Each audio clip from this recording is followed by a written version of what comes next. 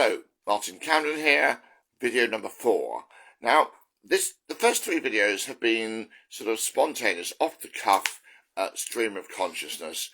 This one, I've written 9 pages of notes, 9 pages of notes. So this could be a long one, but, my sort of, in my little world, I have a man who does, all my little sort of complicated jobs.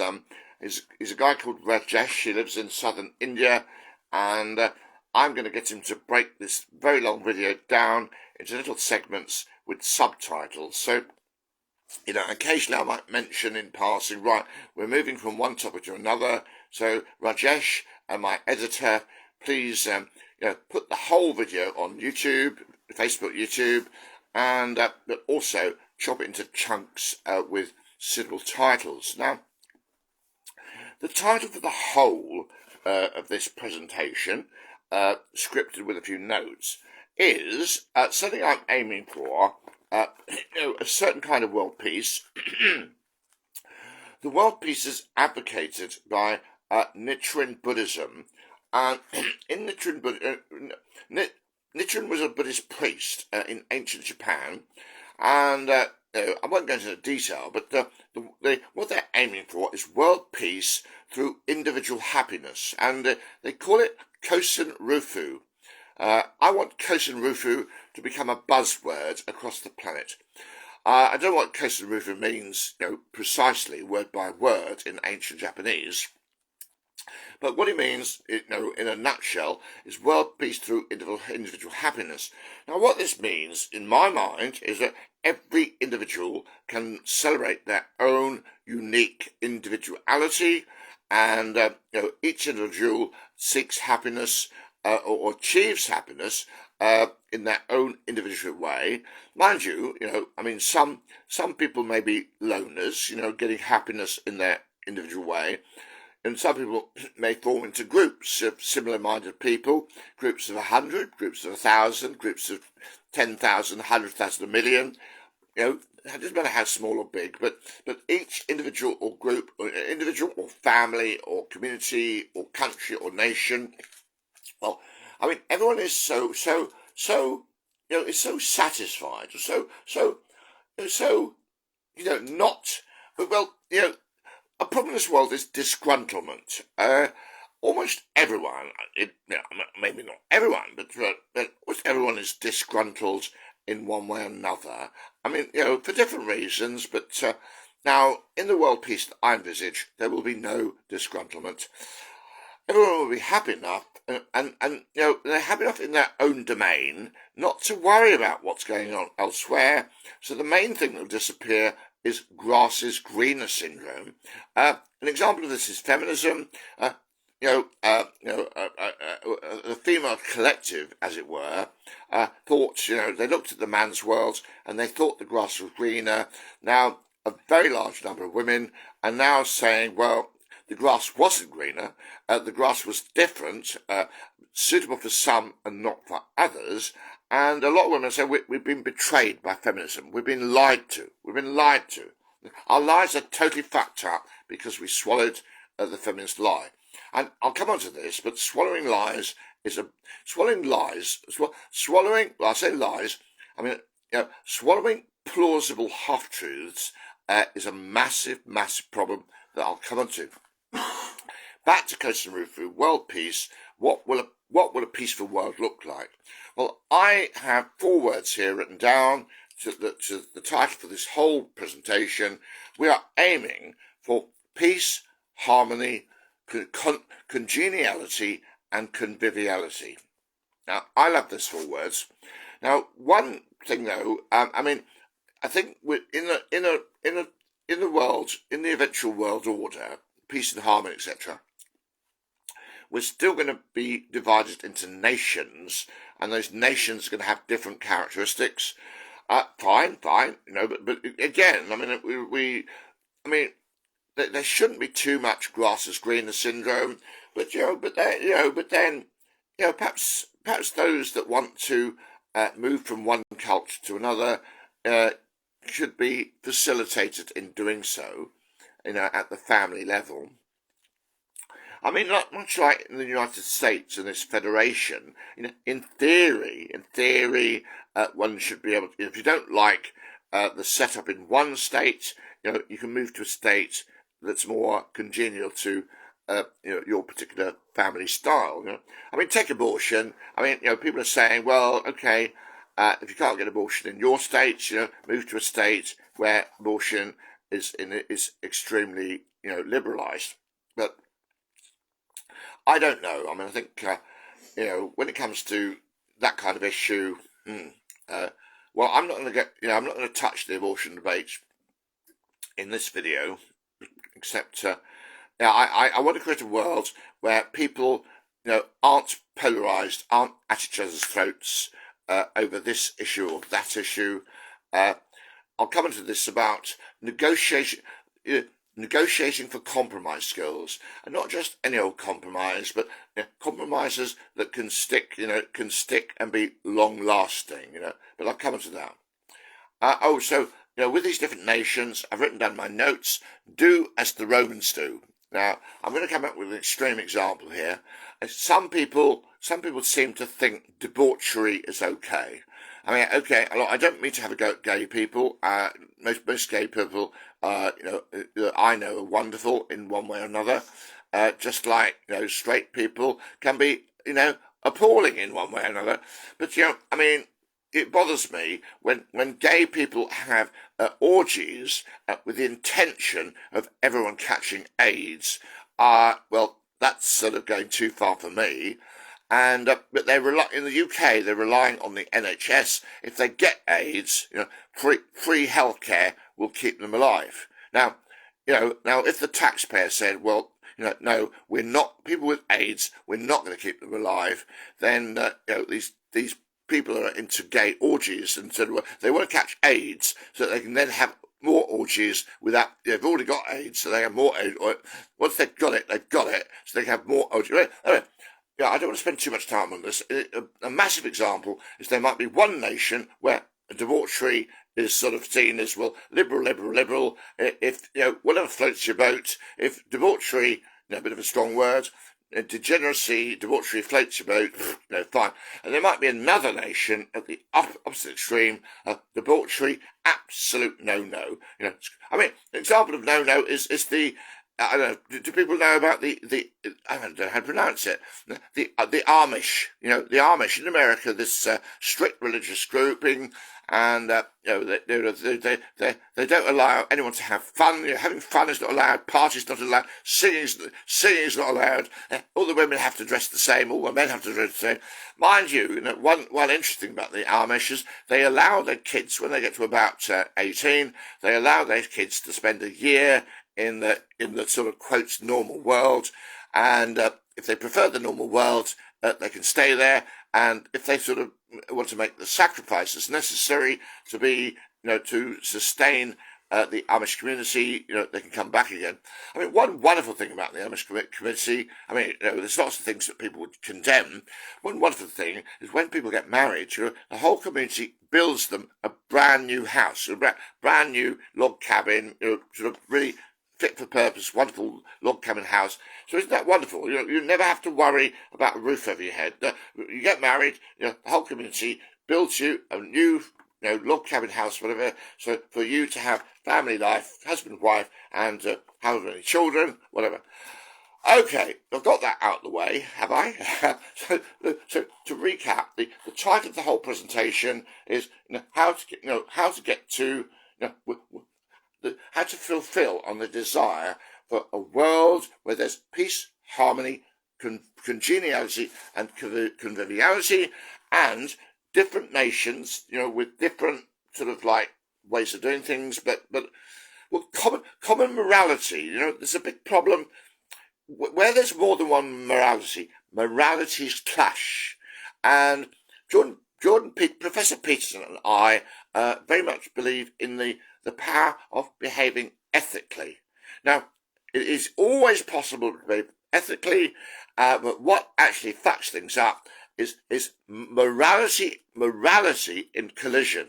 And So, one way forward is global Islamification, where we have a single morality for the whole planet. Another way forward is we have nations with different moralities, but within those nations, we have downward pressure on morality clash. Thank you. Right, that's phase one. So for editing purposes, what I've said so far can be put up on YouTube as a single segment. Right, now moving on to the next stage. Right, okay, now this is going to be interesting. Right, I'm going to make this assertion that, well, it's impossible to make a mistake. Nobody can make a mistake. Well, okay, far-fetched. Well, I want people to trust me on this one and try and believe, try and brainwash yourself, get some hypnosis if necessary, into believing, or I mean, a bit like Louise Hay affirmations. What's the most typical affirmation?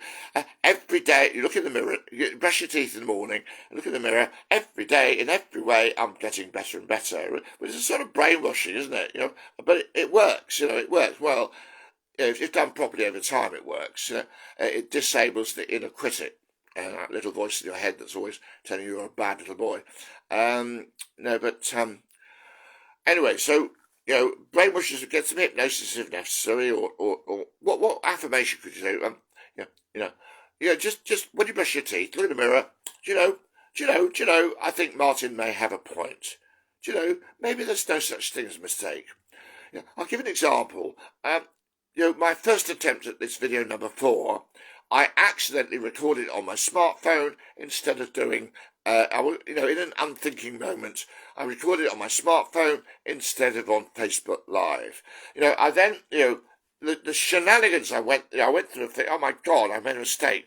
And the shenanigans I went to, but actually, it's turned out not to be a mistake, because between then and now, I have learnt so much, and also, I've written extensive notes, in much better notes, and also I've written my notes in a pencil so I can actually read it, and I've borrowed some glasses from my friend Andrew so I can actually read my notes. So, I mean, since making that mistake, 18 hours ago, I have brushed up my act so much that this video is going to be a lot better. Okay, well, so far I feel I'm saying too much and not getting to the meat of the issue.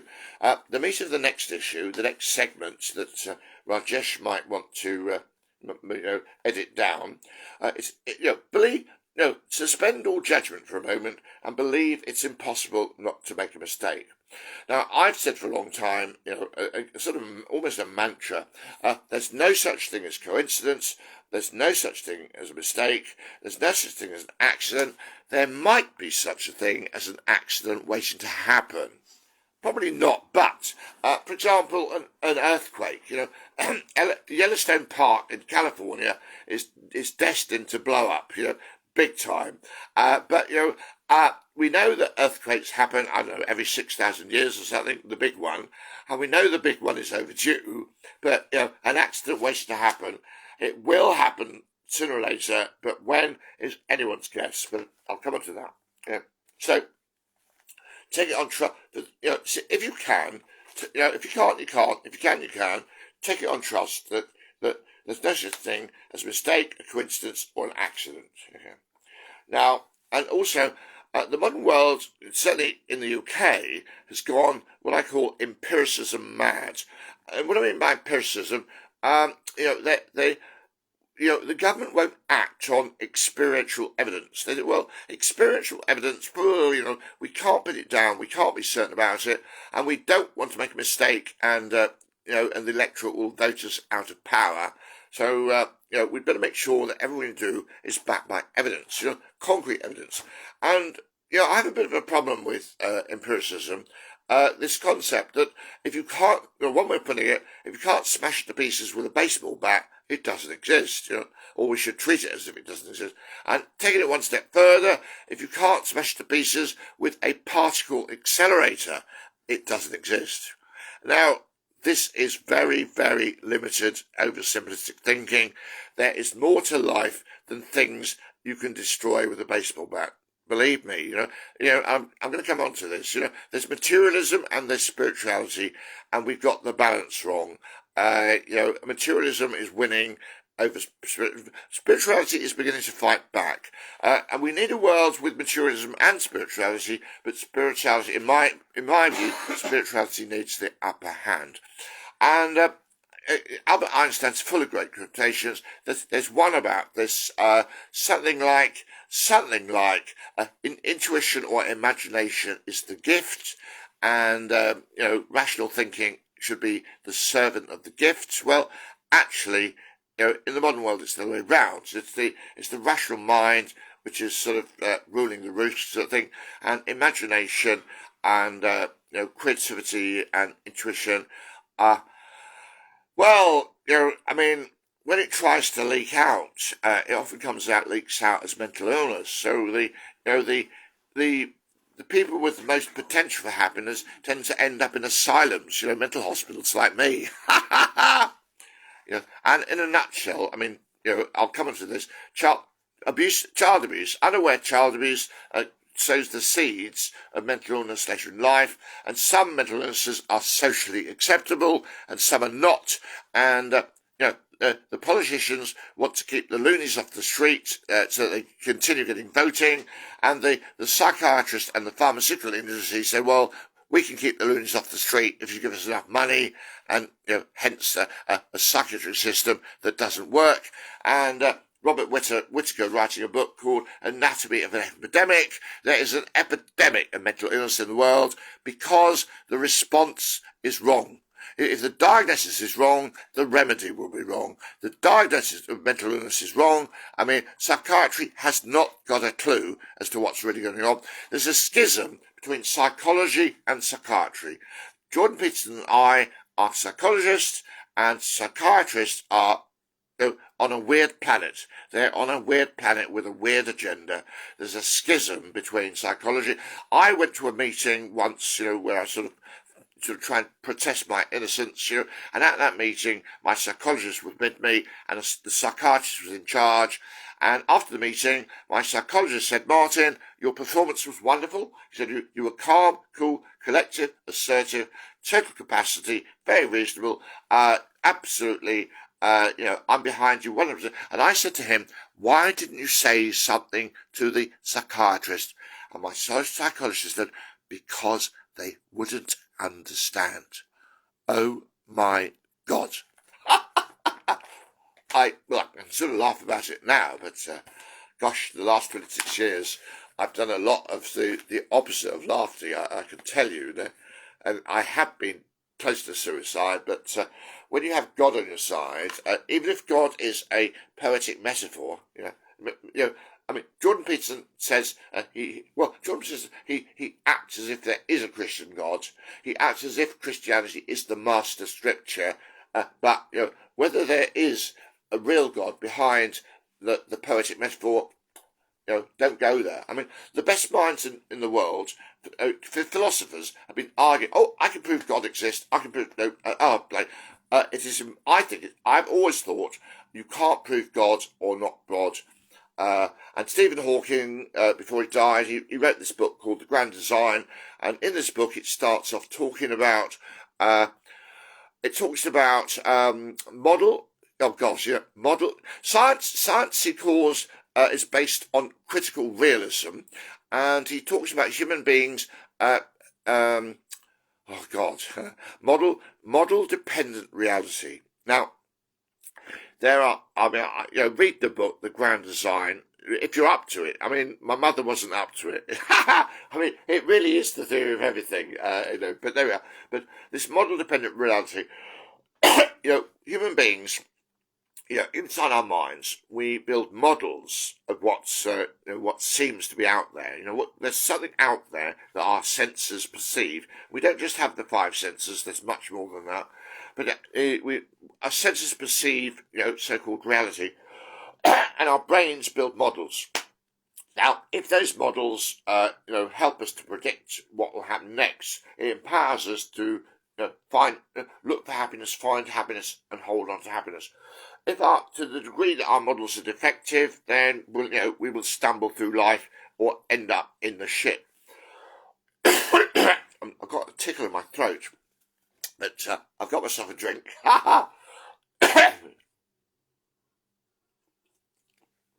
And modern dependent logic.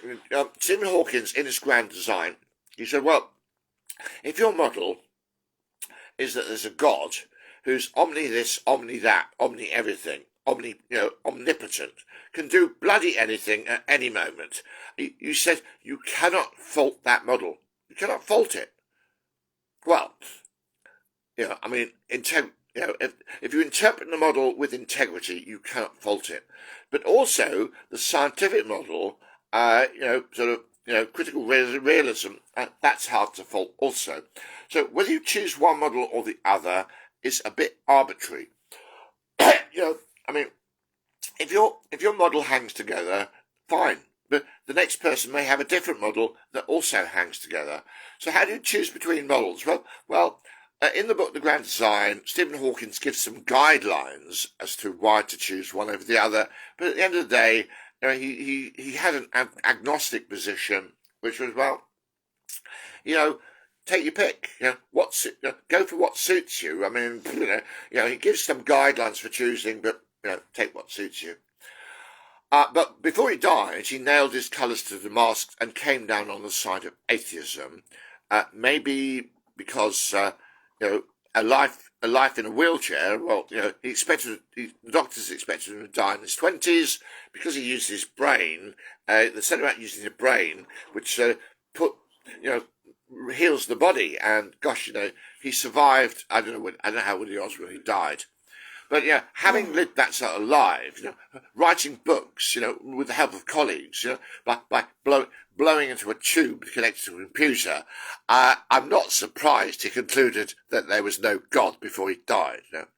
Anyway, that might be another segment. I'm going to look at my notes now. That might be another segment to chop into a small segment.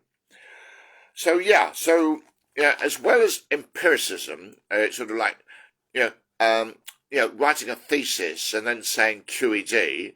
And mind you, university libraries must be full of theses which have been, we've given a grading of A+ or whatever, that are going to gather dust.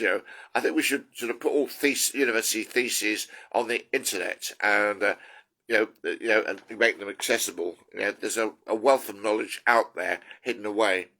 But as well as empiricism, there's pragmatism. There's experiential evidence, which could be called suck and see.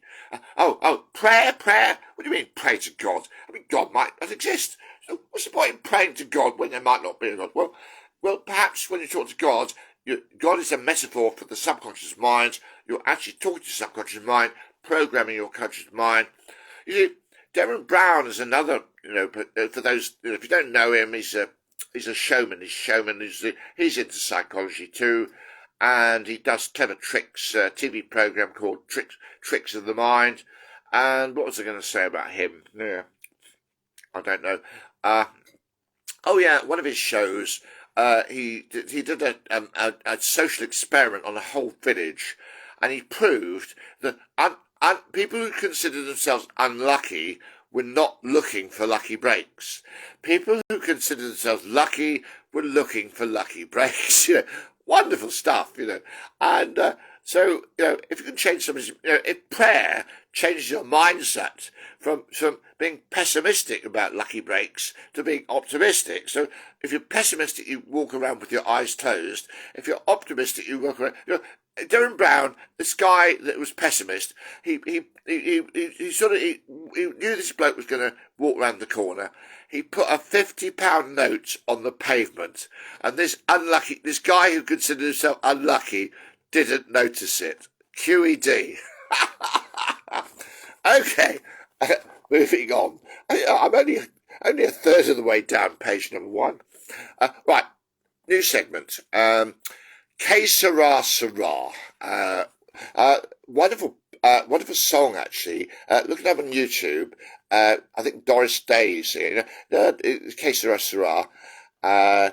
When I was young, I asked my mother, will I be happy? And the mother said, "Que sera sera." I mean, you either will or you won't. It'll just happen.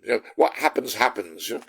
So, que sera sera is Spanish, I think, and its translation is "what will be," or you could elaborate on that. Say everything happens for a reason, always perfectly on time. It may not seem that way. But it's a useful belief. Try and install this belief in your mind through brainwashing, through affirmations in the mirror. Do it somehow. Pay a hypnotist. And relevant to this is Albert Einstein said God does not play dice. And now, I don't know how he knew that, but I agree with him. There's no such thing as random. Oh my God, what a statement, eh? I've written a list of things here that people might think is random. The roll of a dice. Is it random? Well, the roll of a dice involves so much complexity that it looks random, but it isn't. Same for roulette. It looks random, but it's so close to random that the ordinary person can't tell the difference. But it looks random, but it isn't. A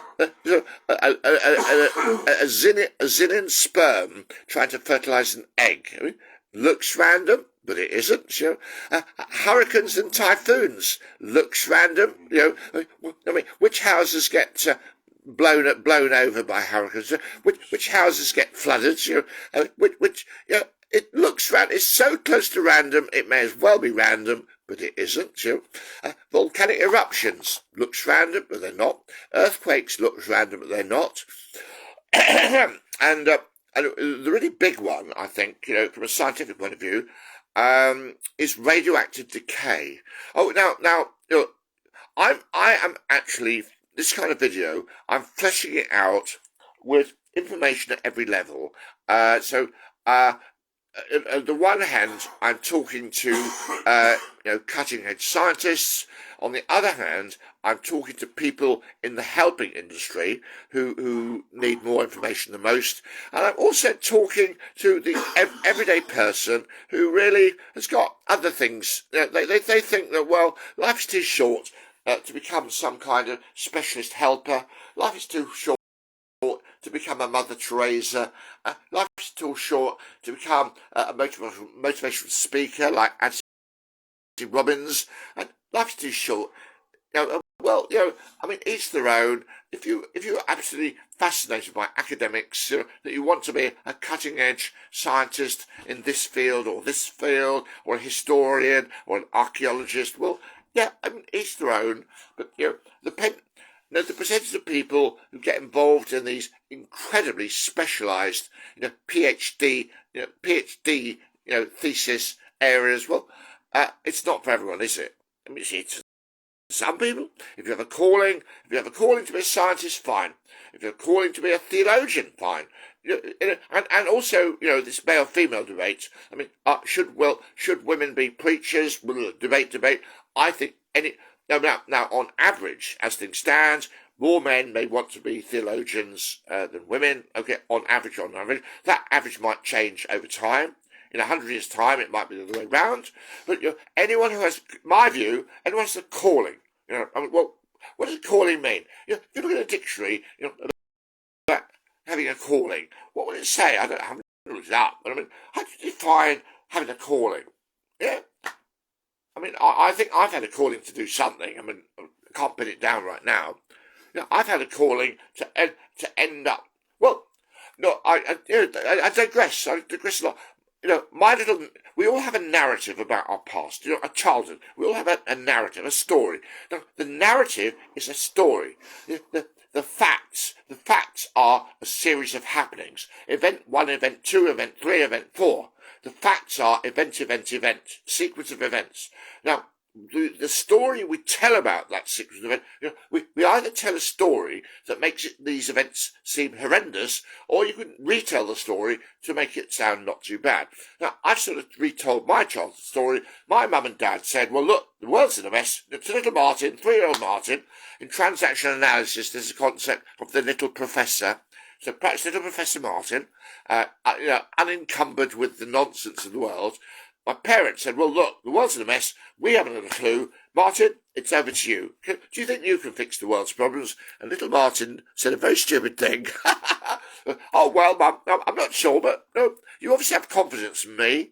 I'll think about it and see what I can do. Bloody hell. I mean, the rest of the story is unbelievable. My friend Alexander said, you could not make it up. So anyway, narrative. We all have a narrative about childhood. I've sort of lost where I'm going with this, and that narrative can be rewritten. And yes, so what we do in life is, all children are abused. A lot of child abuse is unaware. Yes, the aware child abuse hits the headlines, but the unaware child abuse does not. We all have experienced loss, and loss has to be dealt with by grieving. We all get angry. Getting anger off your chest is that. Harvey Jackins talked about the non-cathartic society. Basically, in order to recover from a setback or a breakdown, whatever, one has to go through a process of catharsis, where you get something off your chest. The brain is then empowered to think better. You solve the problem, move on. So some very important things. In a non-cathartic society, we're discouraged from grieving. Now, there's a difference between floods of tears and crocodile tears and proper grieving. Proper grieving is cathartic. It's healing. It heals the physical and emotional body, freeing up the mind to think better. And also raging in the right way. The problem with anger, I think it was Socrates or somebody said, any damn fool can lose their rag, but to actually get angry at the right thing in the right way for the right reasons is an absolute art form. It is so difficult, in the modern world, it's so difficult angry in the right way, about the right things, etc., that everyone's absolutely petrified about anger escalating out of control and somebody ends up in hospital or dead. So in the UK, we try to get this lid on things. Certainly, we try to get a lid on anger, and that can be counterproductive. Same with grief in a different way. The three main emotions apparently are anger, fear, and sadness. Or anger, fear, and misery. And if anger, fear, or misery, or all three, are not handled right, things actually steadily get more and more difficult and complex. And Harvey Jackins invented reevaluation co-counselling called RC, and John Heron thought it was a bit heavy-handed. So John Heron, a British guy, University of Surrey at Guildford, invented a softer version of co-counselling called CCI, Co-Counselling International. And they seem to be, all of these things have their time and fade away, but the RC literature is very all this useful literature is sort of like, it's not mainstream. Harvey Jackins' literature is wonderful. For example, Harvey Jackins said all sex is dysfunctional. Oh my God, how controversial! I agree with him.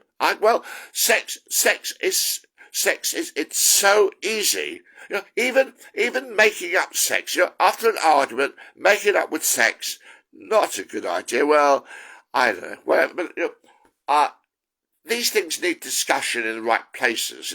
All sex being dysfunctional maybe does not have to be a sort of nationwide discussion. But theologians and scientists, and government theologians, government scientists, and those lay people who are interested should get together and sort of discuss these things. If Harvey Jackson is right and all sex is mostly dysfunctional, what what lessons, what conclusions do we have to nudge the whole of our nation, the whole of the planet in a better direction?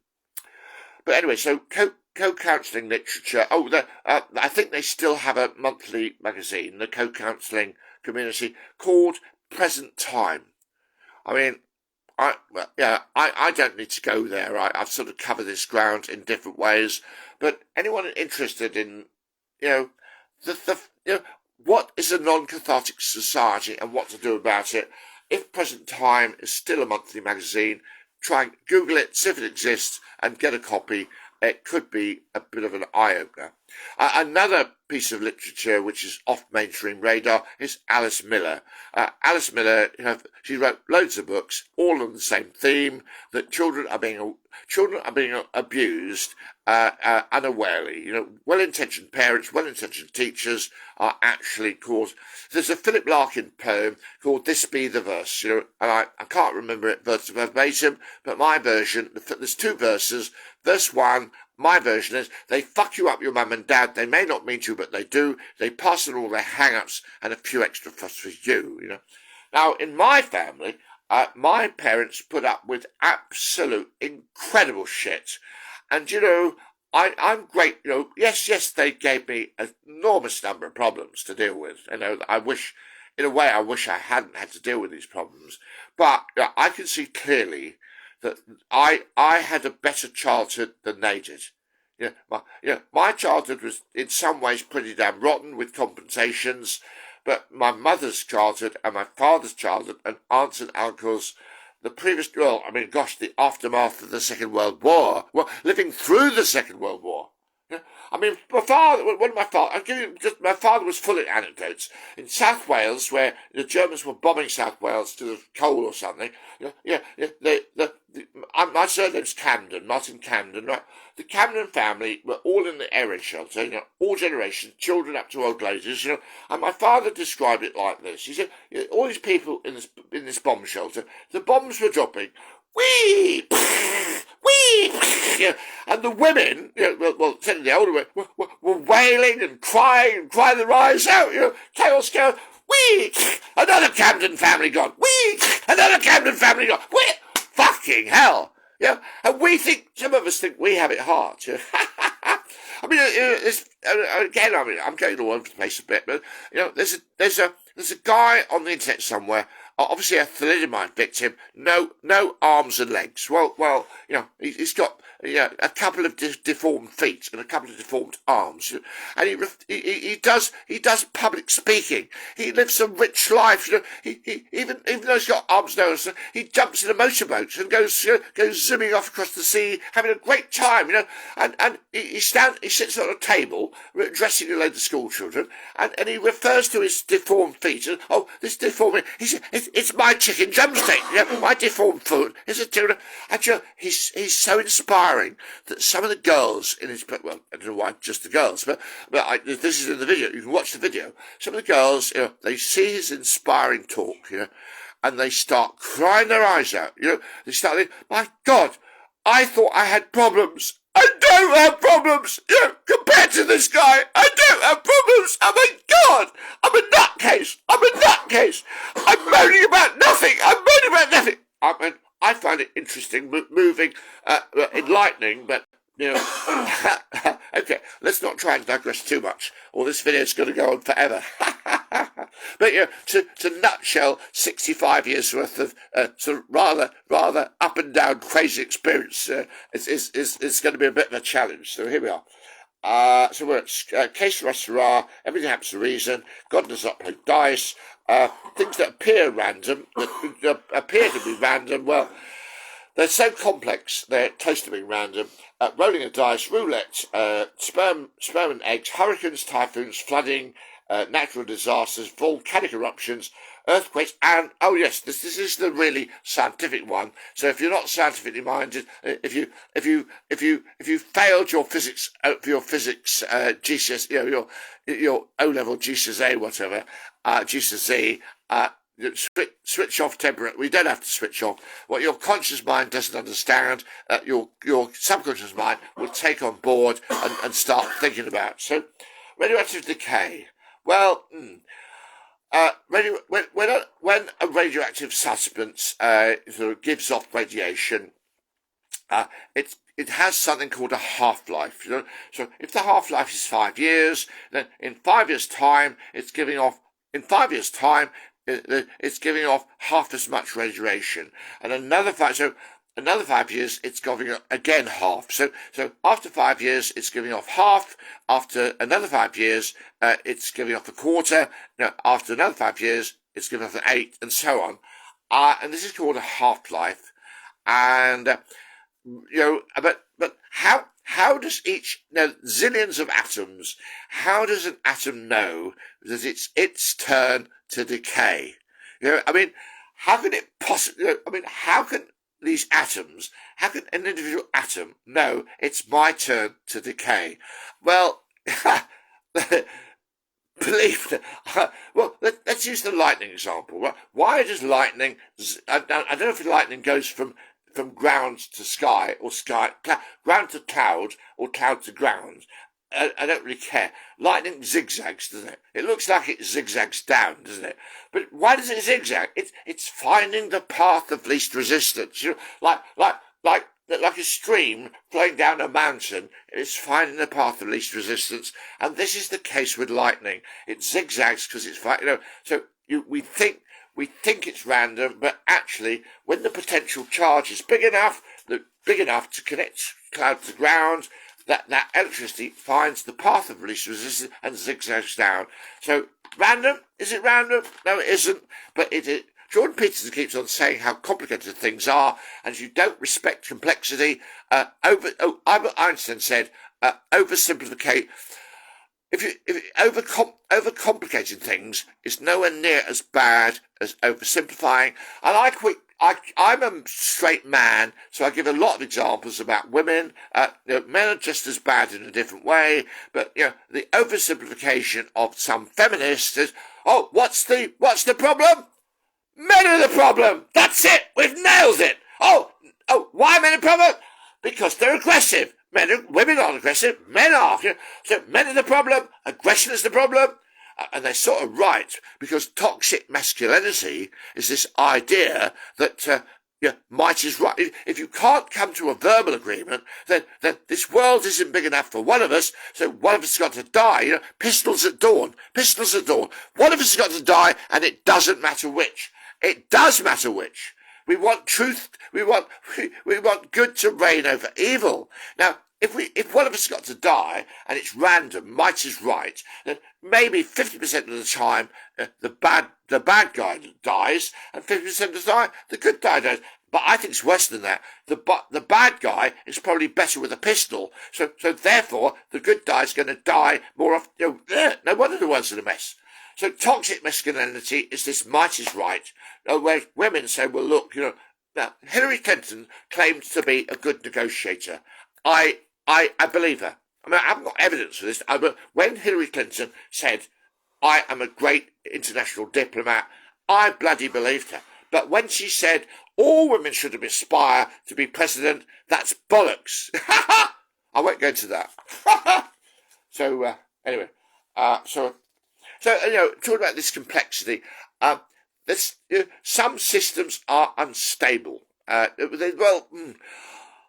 give another example just in case. A child's mobile, one of these things goes round and round with dangly bits, and it goes round and the dangly bits swing, the little things hanging down. So, if the mobile has a motor that rotates one way a bit, and then the other way, and then the other way, and these dangly bits on the mobile start flying around all over the place as if in a state of total fucking chaos.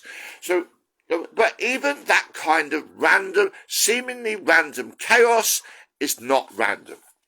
Now, those that understand this, they can use this information. Those that don't, let the subconscious mind absorb what it needs to absorb and move on, because the rest of this presentation will help you.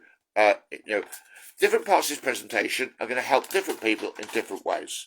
So where I go on about stuff that really doesn't stick, doesn't mean anything to your conscious mind, let your subconscious mind absorb what it needs and just move on to something more suitable for who you are. Right, I've done page 1, 8 pages to go.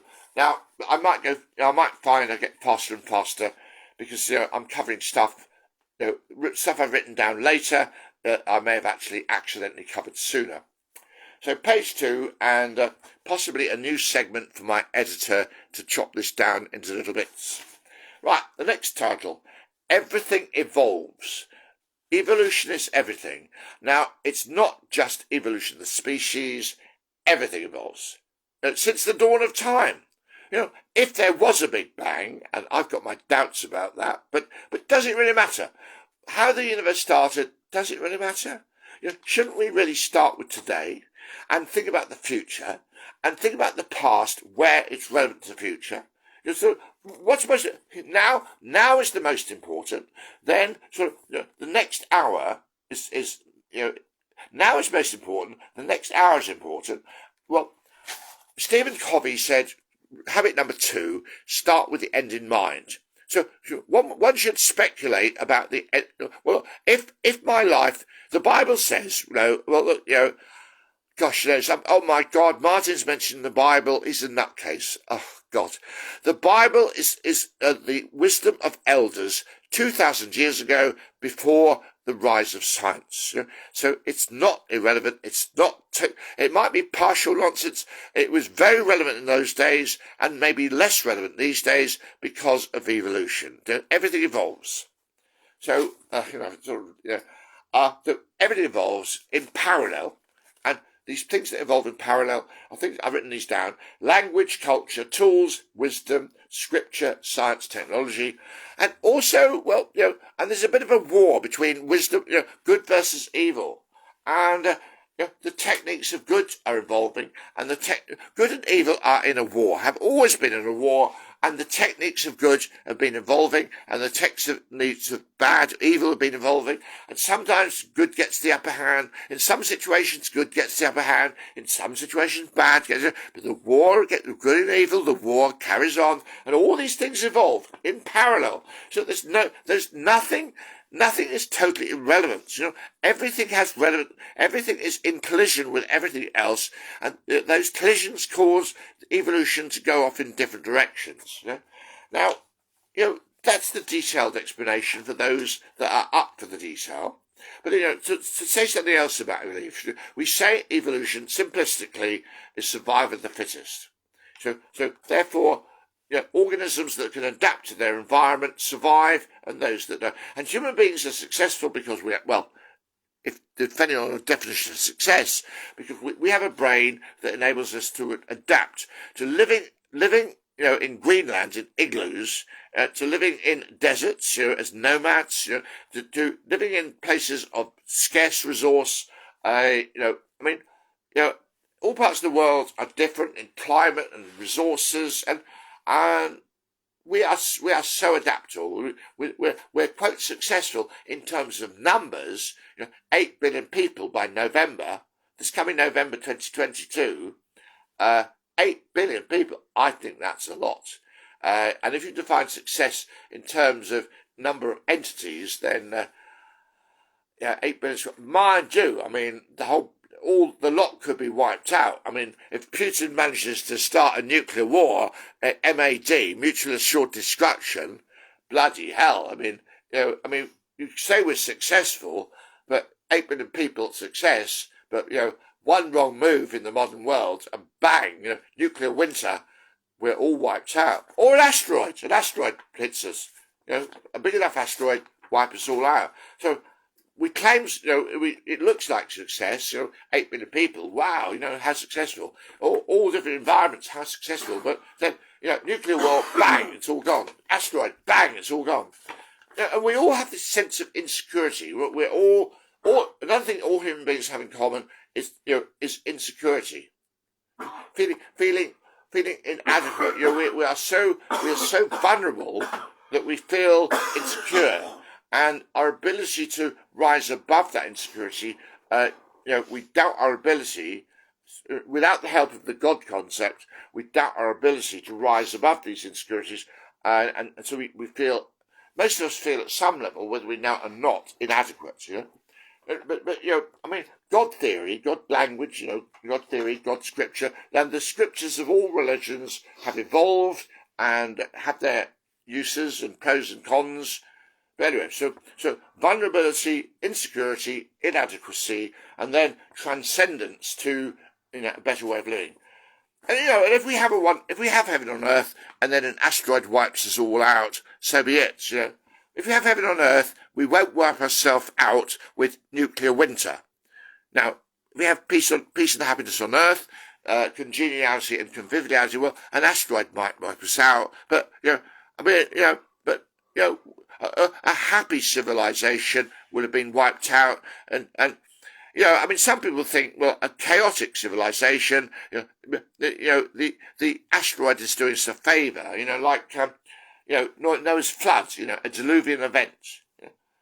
If the asteroid, if the asteroid hits us and only a few people survive, will those few people be able to repopulate the planet?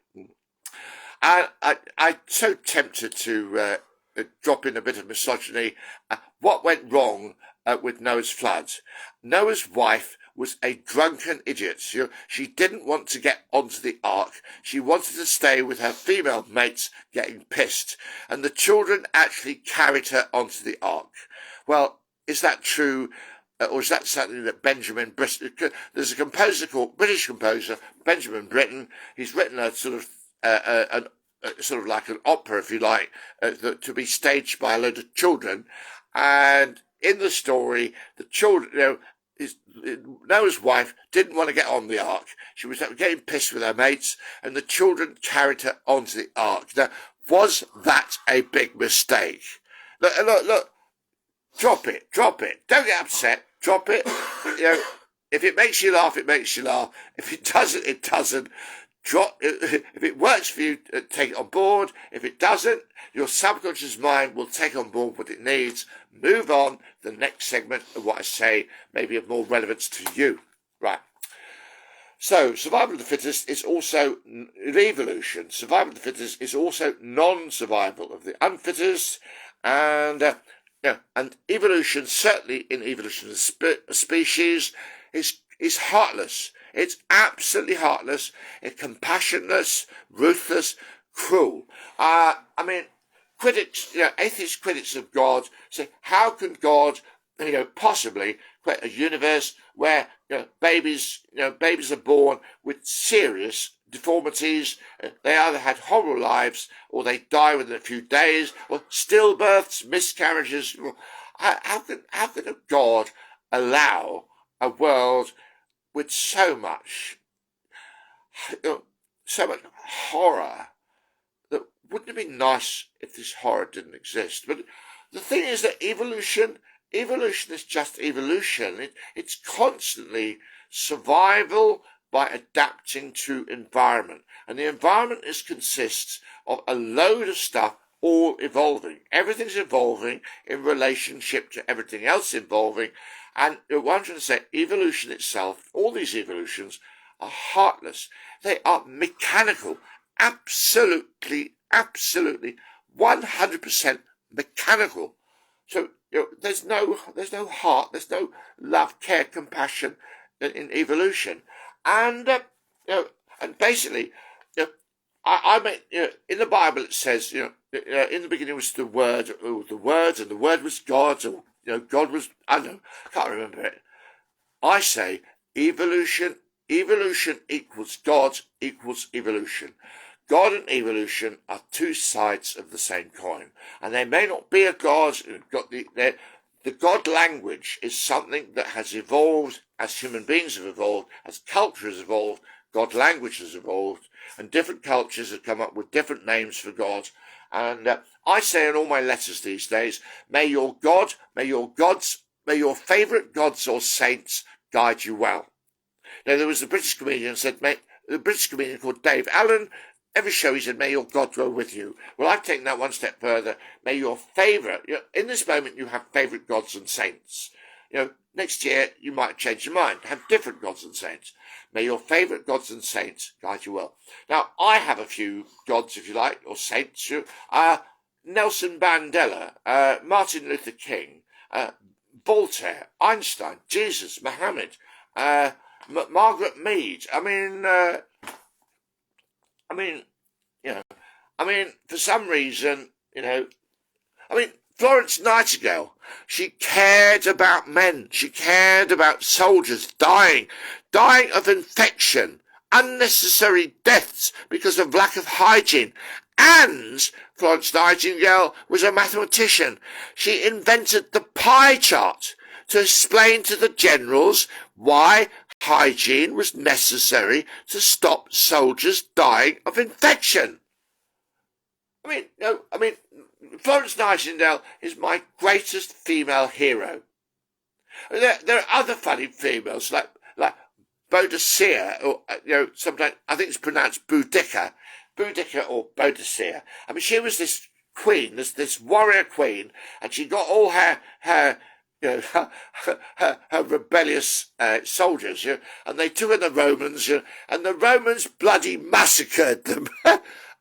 Some parts of history are very interesting, but I've never been one for doing a detailed study of the past.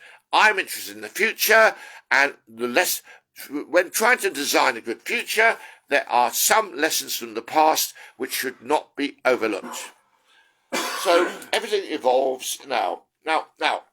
Okay, I've talked about, there was World War One, which I don't know much about. Well, World War One, there were lots of shifting alliances, apparently. Europe was in a state of, they were scared of various things, and there were shifting alliances. Where World War Two, we know a lot about through TV documentaries, like the Nazis: A Warning from History, and a wonderful documentary, The World at War.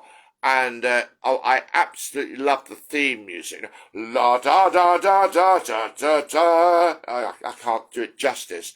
The theme tune from The World's at War, absolutely full of emotion, and suffering and sorrow.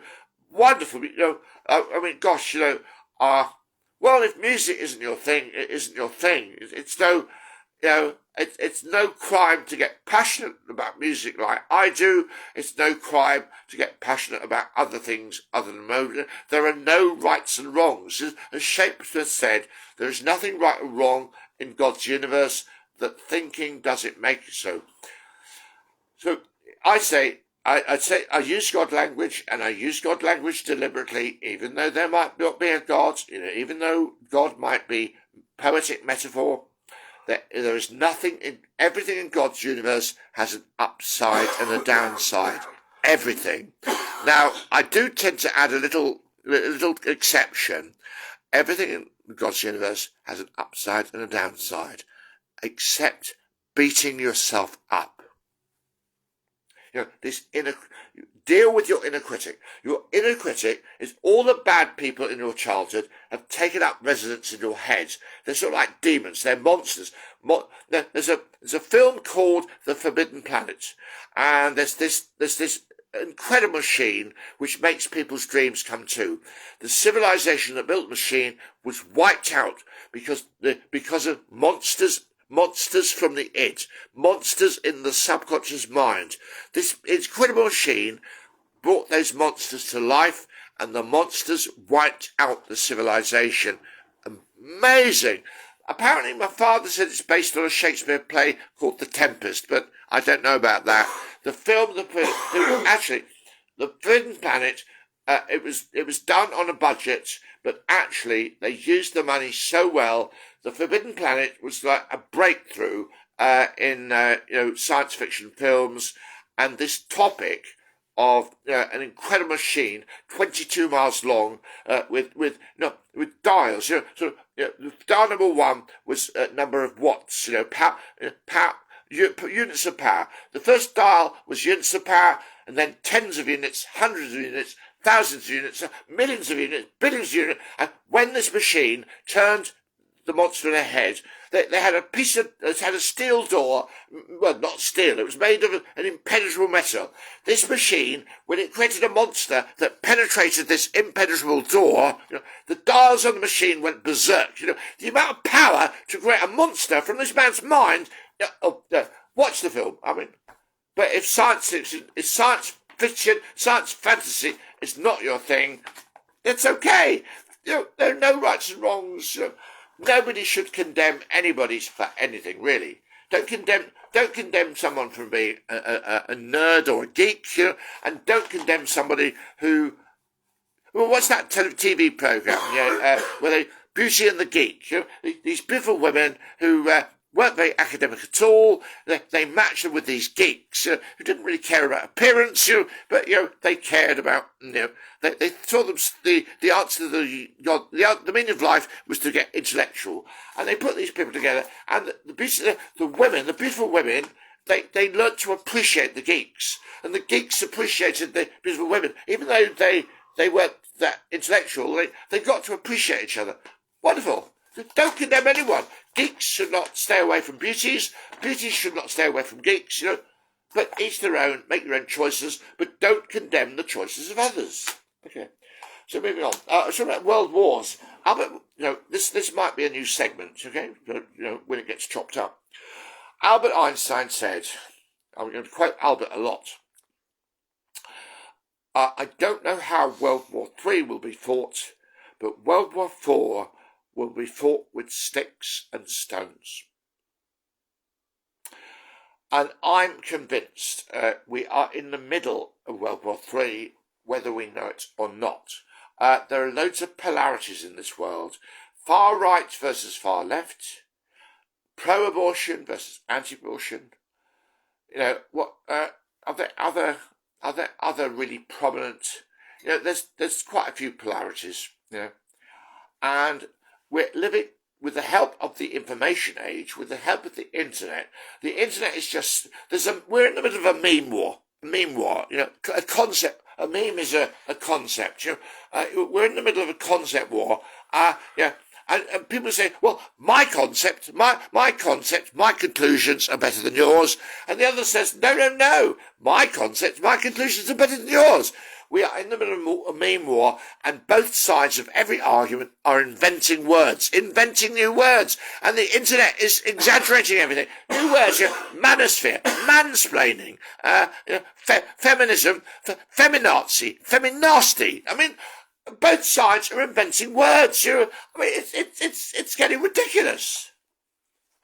What's needed is to bring the sides together. We need the skills necessary to negotiate fairly and reasonably for workable, long-lasting compromise. But that set of skills is not being promoted as much as it should be, and we need mediation, not adversarial. We don't need law courts that are adversarial. We need mediation. Mediation, not bunches of highly paid, highly trained lawyers, solicitors at each other's throats, coming up with really complicated, clever arguments as why they're right and the other side is wrong. No, we really need a move towards mediation. And Stephen R. Covey has written many books. His flagship book is The 7 Habits of Highly Effective People. One worth mentioning I'll come on to is The 8th Habit, but he's also written a book called The Third Alternative, which is all about fair and reasonable negotiation for workable, long-lasting compromise. It's an excellent book, but the section on getting husbands and wives to understand each other does not work. Well, he's a Mormon, and he's obviously married somebody where the conflict between them is not too great. For couples where the conflict is great, even the third alternative, according to me, probably won't work. For couples warring, you either need to talk, men need to talk to me, and women need to talk to Laura Doyle. I'll say more about couples in another video, couples therapy, whatever. I rate Laura Doyle as the world's expert on helping women to heal relationships, and I'm probably the world's expert on helping men to heal relationships. So I need to mention my website. The gateway to my services is through my email address, skydazzle1971@gmail.com. The bit you need to write down perhaps is 1971, which is my girlfriend's birthday, and also the date that a book written by a woman, Esther Villa, The Manipulated Man, was written in 1971 by Esther Villa. Anyway, that's all a bit irrelevant, really. Just somehow remember this email address, sky, S-K-Y, dazzle, D-A-Z-Z-L-E, 1971 Gmail. That is the gateway to my services. At the moment, I have time. I can fit most people in with brief advice. There's a series of books called The 1 Minute. There's a book called The 1 Minute Manager. If you to give advice, in most cases, you listen to the clients and then don't bomb them with masses and masses of theory. Like I'm giving an overview here, which different bits are going to stick with different people. But if you're a manager, this 1 minute manager series is good. Listen to the clients and then say, right, what I think you need to do is blah, blah, blah. Right, go away, try it and come back to me. The 1 minute manager. And I sort of lost what I'm trying to say here. So there's a meme war, and we need Stephen Covey's book, The Third Alternative. Doesn't work for relationships. Well, it might work in some cases, but where man and woman are poles apart and not understanding each other, and there's domestic abuse, domestic violence, misunderstandings in both directions. Laura Doyle will help women, and I will help men. And my gateway is skydazzle1971 at Gmail. And Laura Doyle, her website is www.lauradoyle.org. So for women, lauradoyle.org. For men, an email address, skydazzle1971 gmail.com. Fine. So moving on. So World War III. Who knows this meme war, World War III that we're in at the moment? Who knows how it's all going to come out in the wash? Nobody should be too concerned. Oh, my side must win. No, my side must win. Stop it. At the end of the film Casablanca, Humphrey Bogart says to the woman, look, in the future, we'll look back on this chaotic situation and see it as no more than a hill of beans. Well, I'm speaking to some people, other people. If you haven't seen Casablanca, you won't know what I'm talking about. Right. And talking about prediction, science fantasy, science fiction, science fantasy. A lot of science fiction, science fantasy is actually prophetic. Actually prophesizing the future. So I've already mentioned. What have I mentioned already about prophesizing the future? I can't remember. It'll come back. Some really amazing prophecies. The forbidden planet is a warning. If we all chase our dreams, I don't like NLP, neuro-linguistic programming. Okay, there's some bits of NLP that are useful. Some people learn visually, some people learn with their ears, some people learn through physicality. This is useful information. Different children learn in different ways. So if you only teach visually, some kids will lose out. If you only teach with ears, some kids will. So a good teacher teaches sort of visually, orally, and kinesthetically at the same time. So each child can learn in their own preference. So there's some good bits of NLP, but NLP NLP came about from studying powerful people. How do people get into power? Well, a bit like Machiavelli, actually. Machiavelli wrote this book called The Prince. How did powerful people get into power and stay into power, often by being bloody ruthless? Well, NLP is the modern version of Machiavelli. NLP studies powerful people in the modern world, how they got there, how they stay there, and if you copy the NLP techniques, you will get ahead financially. But if you're not ethical, you will get ahead at the expense of massive misery for other people. So I don't approve of Machiavelli. Well, it's good to understand Machiavelli so that you can actually stand up against it, but to use Machiavelli to get ahead at the expense of others, I don't approve. To use NLP to go, and you know, I mean, my little joke, I call it a joke, it's not a joke, that I spoke to a woman who started this organisation called NLP for Kids. NLP, number 4, Kids. NLP for Kids. I spoke to her. After 20 minutes, she hung up the phone on me. I mean, call this a joke. I think she's the Antichrist. Teaching NLP to kids. You know, it's like, you know, it's like giving a box of matches to kids. It's like giving a set of fireworks, you know, explosives, giving explosives to kids and matches, you know. I mean, we don't, you know, metaphorically, we don't give matches to kids. I mean, giving NLP to kids, it's the same. Giving NLP to the kids will guarantee nuclear winter. You know, the next generation will be at each other's throats so much that nuclear winter. So my little joke, I mean, call it a joke. I don't know why I call it a joke.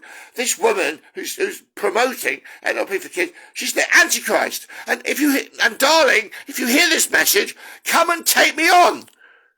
Don't try and ignore me or obliterate me. Fucking take me on. There's compromise. We can negotiate fairly for compromise. Please. It's not. I'm laughing. I'm laughing hysterically because it's not funny. Right.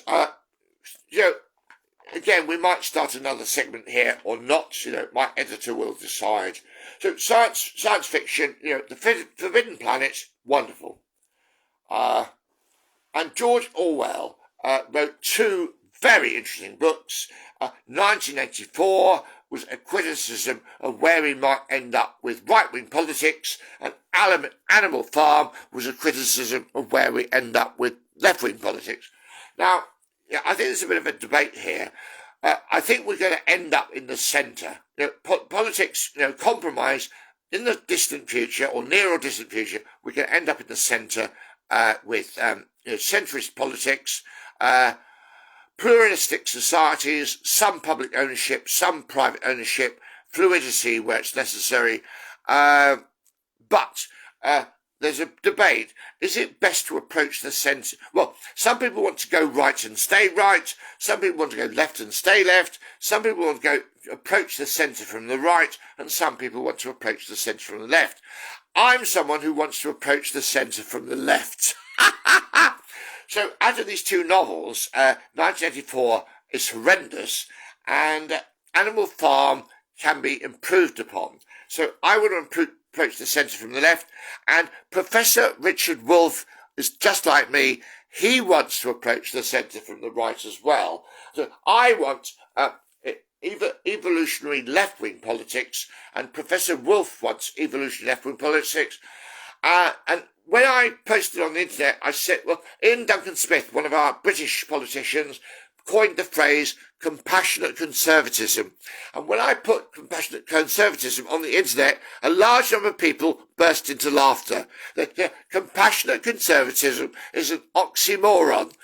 There is no such thing as compassionate conservatism. And people are having hysterics, over me talking about compassionate conservatism. But those conservatives that do have a heart, I like Boris Johnson. I mean, hopefully everyone knows Boris Johnson. Okay, he's been pushed out of power. I liked him. He was a Tory with a heart.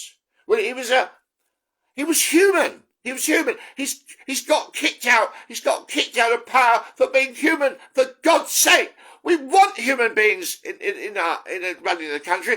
We don't want the country run by left-wing robots or right-wing robots. We need the country run by humans.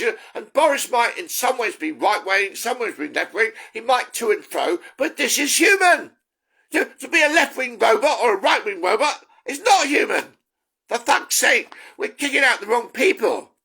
And Trump, I like Trump as a catalyst. What comes after Trump has got to be better than what came before him. And the one thing I hated Trump for was he didn't care about the environment. He cared so much about jobs. And he thought, well, to create a large number of jobs, if we fuck with the environment, if we pollute all our rivers and kill all the fish, fuck it, it doesn't matter so long as we have jobs. Well, I can slate Trump on that one. But in all other ways, he was speaking for a large number of people, and he's a catalyst, and what comes after has got to be better than what came before. So, Orwell, 1984, horrible scenario, horrible Big Brother, and Room 101. Oh my God, the hero when he was sent, I don't know, somebody who was sent to Room 101, maybe the hero, his worst nightmare was being eaten alive by rats. So what do? They put a steel basin on his stomach, and they put a couple of rats in there, and they put hot coals on top, and the rats, in order to escape, ate their way through his stomach. Worst nightmare. You will conform. You will do what Big Brother says, or we will punish you with your worst fucking nightmare. This is 1984. And you know, 1944 is with us big time.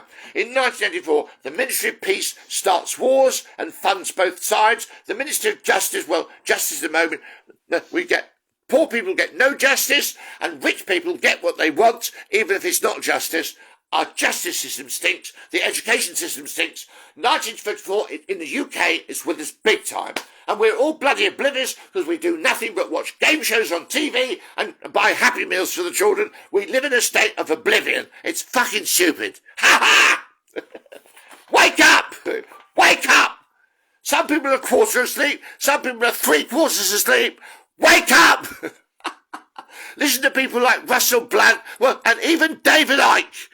David Icke, some people think David Icke says the royal family are reptilian shapeshifters. This is not entirely bollocks. But Russell Brand, respect man, you and I must speak, sooner rather than later. Russell Brand, I'm overweight and need to lose weight. Russell Brand sort of talked about being, there's omnivores, there's vegetarians, vegans, etc. My mother ate fish only because of her migraines. She was a pescatarian. I am now a flexitarian.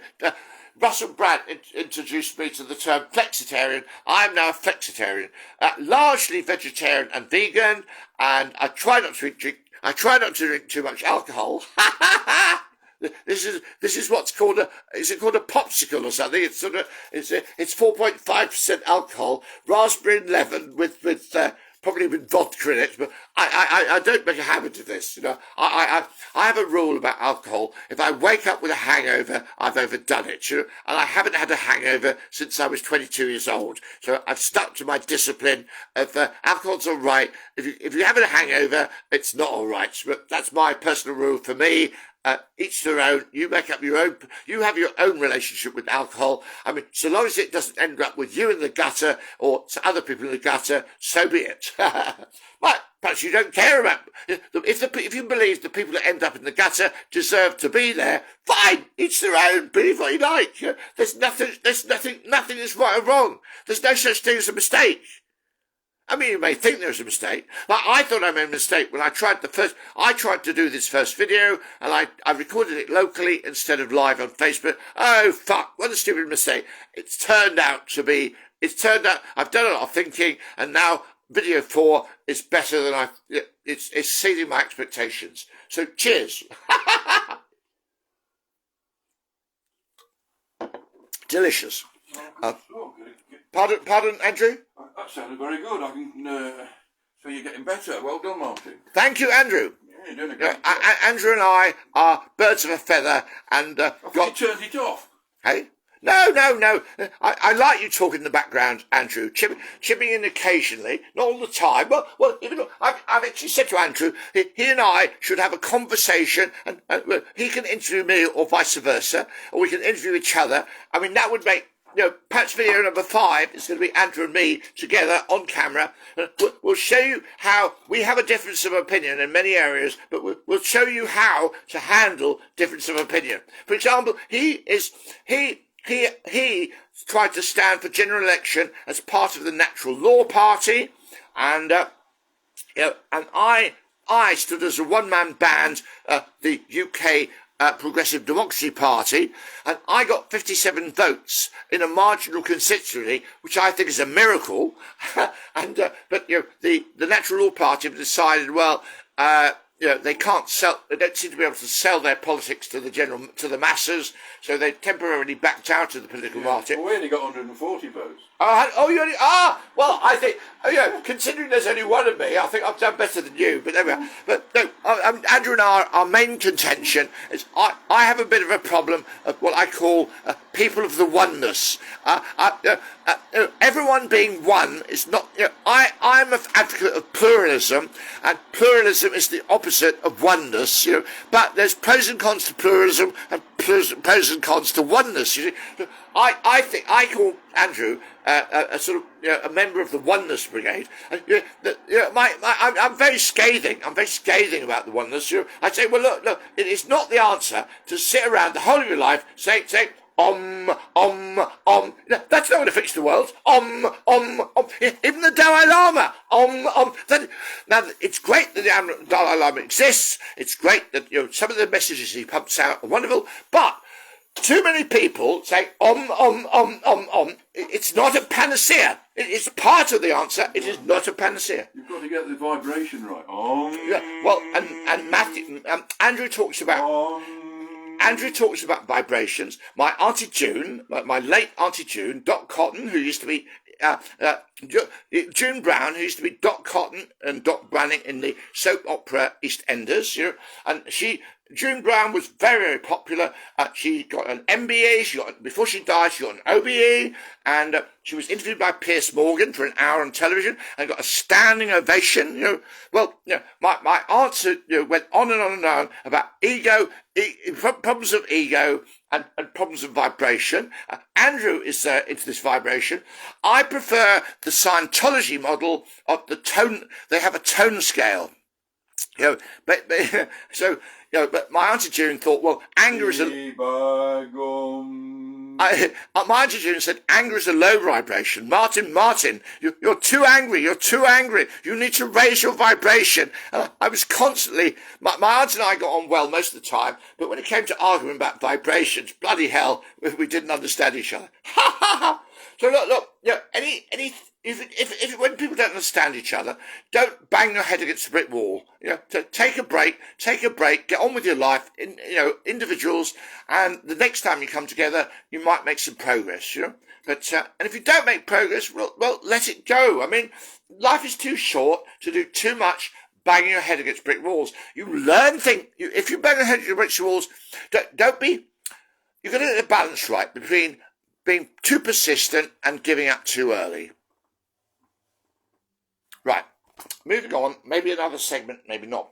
I've talked about books that have been turned into films. So, this Forbidden Planet is probably Shakespeare's Tempest turned into a film, science fiction film. And George Orwell, 1984, has been turned into a film. Animal Farm has been turned into, and H.G. Wells' The Time Machine is very prophetic. He gets the hero makes a time machine and goes into the near future, then he goes a long way into the future, and in this distant future, I mean, some people are familiar with the film, others not, but in this future, there is a large number of people who were innocent. They were adults, but innocent, absolutely innocent. Innocent men, innocent women, and they were all a community of innocent people just eating fruit, like chimpanzees, just live in a forest with an abundance of fruit. They're hungry, they eat. They want to poo-poo, they poo-poo. They want to swing from one branch to another. Sort of idyllic, painless life, all a bit brain dead, but all very loving. Well, I say loving. See, what happened when the time machine got there? One of their members fell in the river, and they ignored him, and he was puzzled. One of their members fell in there. They're so busy relaxing and having fun and enjoying their fruit.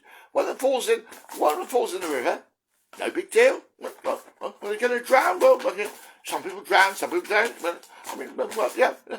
Nothing is more important than relaxing, being nice to each other, and eating fruit.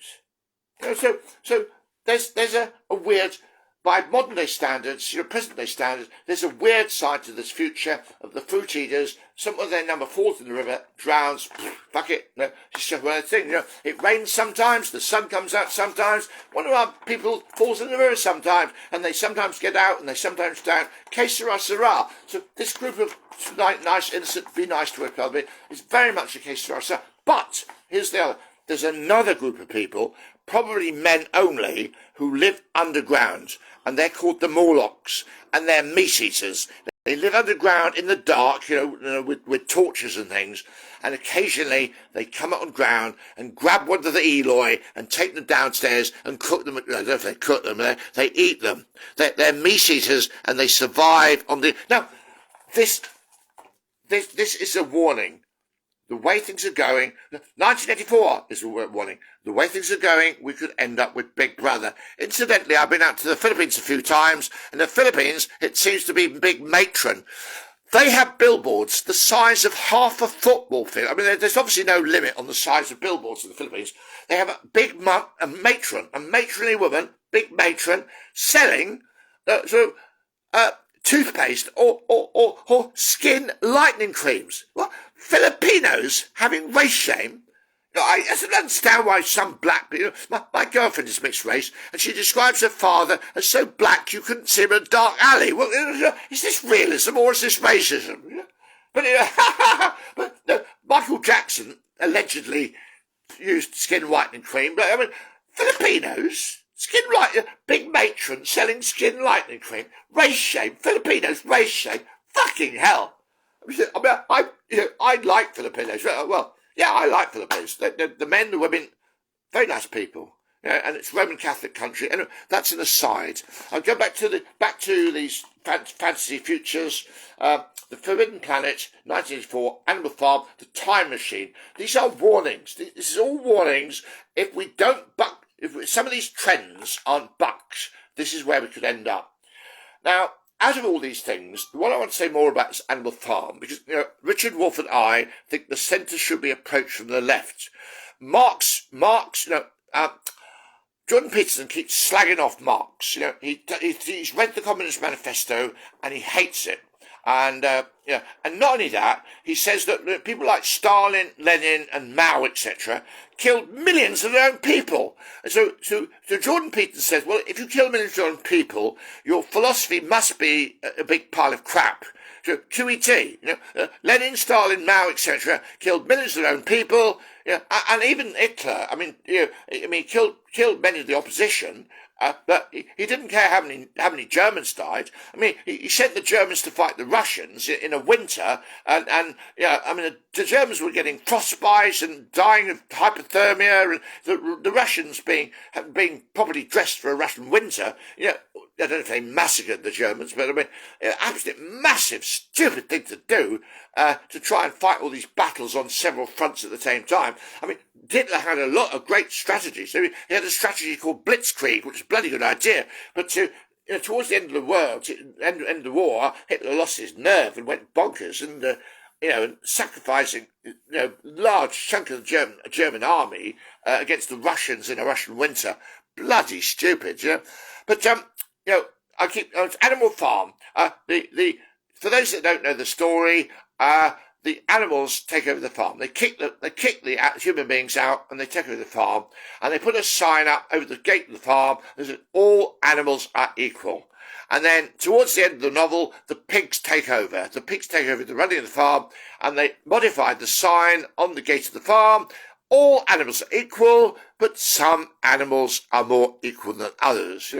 And first at the end, at my grammar school, we did the music teacher put on a little Russian opera, and there was a bit of it's all boys' schools, all men, sort of, Russian adults, sort of going on an expedition, and one of the members of the expedition went ill, broke a leg or something, and it was not wise to carry him home to get him fixed in the hospital, so we had to kill him. We had the wise thing to do was to chuck him off the cliff and end his life. So we chucked him off the cliff, and we sang this song. This will be seen by some as the dark side of communism. It is important to know when to be in agreement. The consensus is this man who can't be saved. If we try to send him home to the hospital, he'll jeopardise the mission. So we have to, sadly, we have to kill the fucker, chuck him off the cliff, and no dissenting voices are allowed.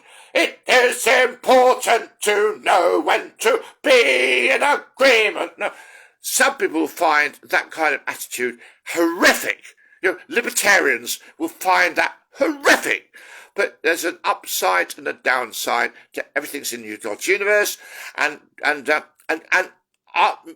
Professor Richard Wolff and I think Marx was a genius. His analysis of how things were in that time was brilliant. Some of the most important things, in my mind, Marx said, property is theft. Now, wow.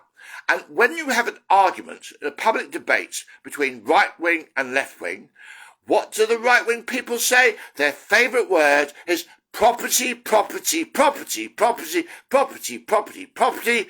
And there's Marx saying property is theft. Now, look, excuse me, let me give you an example. I'll give you two examples. I'm wearing some strange clothing, so forget about me. But you have really expensive, nice designer clothes in the Western world, UK, for example. Have you earned your clothing? Have you earned your clothing, or have the clothes you're wearing been paid for by somebody else? Are you wearing cheap clothes because of people making cheap clothes in a sweatshop on the other way? The people in the sweatshop, do they own their clothing? Yes. They have paid for their rags 100 times over. Have you paid for your ostentatious outfit 100 times over? No. You are wearing clothes that you haven't earned. Well, am I oversimplifying? And are some people getting my message and some people not? Well, me and Richard Wolff are on the same page. Please, if you're right wing and you want to understand the left wing better, so that we can come together, listen to Richard Wolff's videos. He's doing a regular commentary every week, update. He believes that socialism is something that evolves and gets better and better closer to the centre. Right-wing politics doesn't evolve. They dig their heels in. Right-wing politics, in a nutshell, I don't like the Tories. I think they have a philosophy that I sum up as, well, I'm all right, Jack. If you're not all right, Jack, it's your own fault. I'm not in the gutter because I chose not to be in the gutter. So if you're in the gutter, you're choosing to be in the gutter. So why should we help you out with the welfare system? You're choosing to be a gutter. To give money to people who are choosing to be idiots doesn't make sense. And I sort of get that. I mean, look, is there a difference between genuine misfortune and misfortune which is self-inflicted? There is. Now, genuine misfortune, of course we should help people. But then there's a philosophy of a hand up, not a hand out, which I approve of, But you see, the Tories would rather than allow one person to exploit, if a few people exploit this, I would rather help the mass. I would like to help the genuine minority in a way that if a few people sort of cheat the system, fuck it, let them cheat the system. A few people cheat the system. If we look after those in genuine need, fine. And if the price is a few people cheat the system, but the Tories, we don't want anyone cheating the system, so we're going to make the system as cheat-proof as possible, which means we don't help people. People in genuine need don't get the support they need. But we live in interesting times. Putin has actually started some kind of chain reaction where everyone's going to wake up, believe me. So Animal Farm, the pigs ruling. I think a perfect future. There will be. The Russians have terms for this. They have the intelligentsia, the plebiscites, the intelligentsia, the plebiscites, who are the unwashed masses, and God knows who came up with that term, the intelligentsia, the plebiscites, and the bourgeoisie. And I think Russians don't like the bourgeoisie, and they try to execute them. So you end up with the intelligentsia, the elite are running things, and the plebiscites are just ordinary people having an order. But I actually think that's a good model. Those people that get satisfaction from running the world and running the world well, let them. Those people that actually working out policy.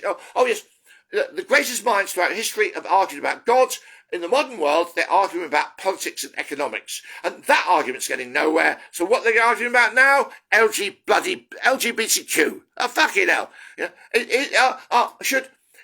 LGBTQ. Does everyone deserve love? Or are LGBTQ people mentally ill? Do they need to be treated as mentally ill patients?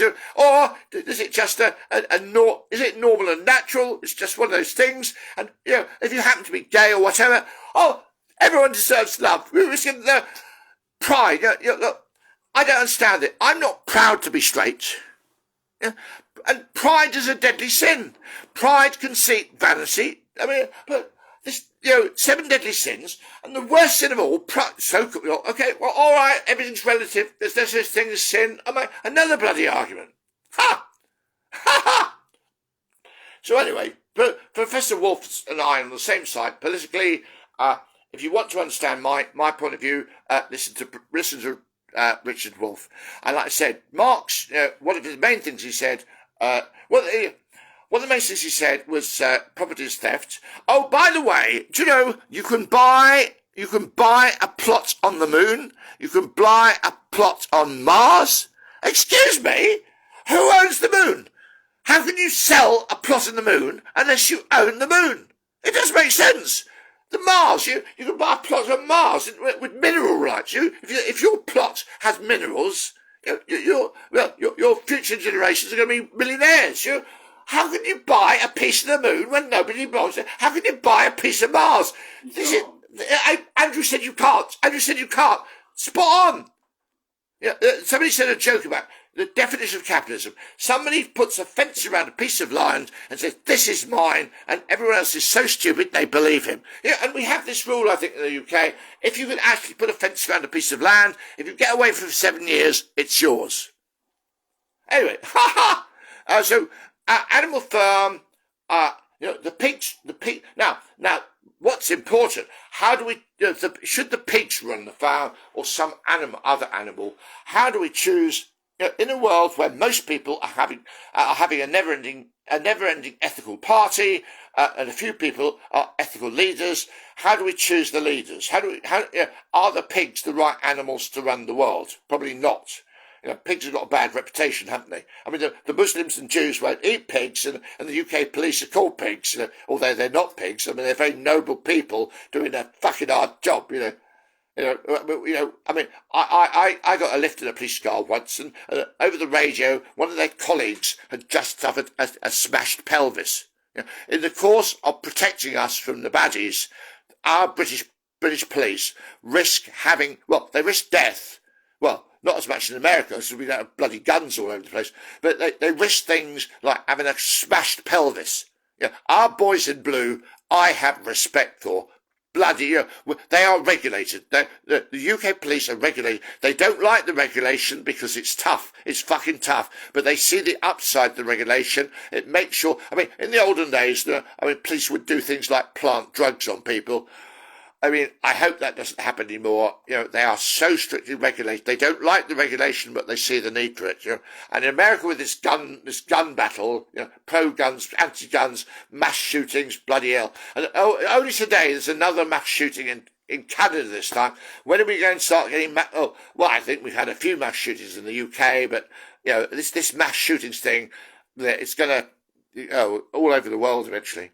So, Animal Farm, how do we choose the elites? Well, I've got a few suggestions. The trade, there's a political party called the Trade Union and Socialist Alliance, TUSA. SC, and they don't get many votes, but they go on about, we've had enough of puppet governments. The right wing are puppets to the so-called wealth creators, and the left wing are puppets to the sort of like it's not fair brigade. Well, it isn't fair, but sort of pursuit of aggressively pursuing fairness can be counterproductive. And governments are, the Labour Party are puppets to the, well, are they puppets to the trade unions? I don't know. It's hard to. The trade union and Socialist Alliance, they are absolutely anti-puppet governments, and I've devised some electoral systems that get rid of this puppet, that make every vote count, and also end up with a cabinet that's 50% men and women. I have got some very good voting systems, and nobody's bloody interested. But if you are interested, write to me, skydazzle1971@gmail.com. Ha ha! Right, are we at the next segment yet? So, well, maybe a transition. So, bit of repetition in different language. Nothing is set in stone. Now, I'll give an example. Scripture, Bible. If you think the Bible is the final words, the Bible, New Testament, Old Testament. If you're a Jew and you think, well, the Jews have their own scripture. But if you're a Christian, if you believe that the New Testament and the Old Testament is the final word, then, well, it may have been highly appropriate for 2,000 years ago, and it may be largely appropriate if correctly interpreted today. But even everything evolves, so nothing is set in stone, and evolution is a good idea. And Muhammad said he was the last prophet, but then we have Joseph Smith, who started the Mormon Church. Joseph Smith asked God, apparently, which Christian denomination was the right denomination, and God answered him and said, well, none of them are okay. The church has lost its way. When the last apostle died, the church started losing its way and fragmenting, and Joseph Smith, you have to start again and re-establish a chain of prophets, a line of prophets, and get the church back on stream. And I have great respect for Mormonism, and Mormonism is ruled by a ruling council. Now, it's all men, and that might be a mistake. Well, there's an upside and a downside. See, if men and women are going to argue, then, if we get never any arguments, putting spanners in the works, I can see there's an upside to keeping women out of the decision-making council. I can also see, that women, well, on that score, the greatest, I sort of evaluate Christian preachers. The Christian preacher I have most respect for these days is Joyce Meyer. Now, if you want to learn to be a better Christian, if you want to learn to be a proper Christian and follow Jesus properly, I recommend Joyce Meyer. Look her up on YouTube, Joyce Meyer Ministries. She is amazing. And it's funny, St. Paul in the Bible said, well, in public meetings, women should learn to shut the fuck up, But isn't it strange, in the modern world, the preacher I respect the most is Joyce Meyer. Actually, I stumbled across a man the other day who, I was investigating what the essence of Christianity can be summed up as when Jesus said, "Be thou like little children." That sums up Christianity totally, because what adults tend to look down on children. They're immature, they're inexperienced. They don't. We know more. We adults know more than the children. But I mentioned Alice Miller earlier. Alice Miller, in any conflict between adults and children, she took the side of the children against the adults, and she wrote lots of books, but the first 3 books are the most important. The first one's The Drama of Being a Gifted Child. Well, actually, in some languages, the word gifted is wrong. It's sensitive. There's such a thing as an HSP, which is a highly sensitive person.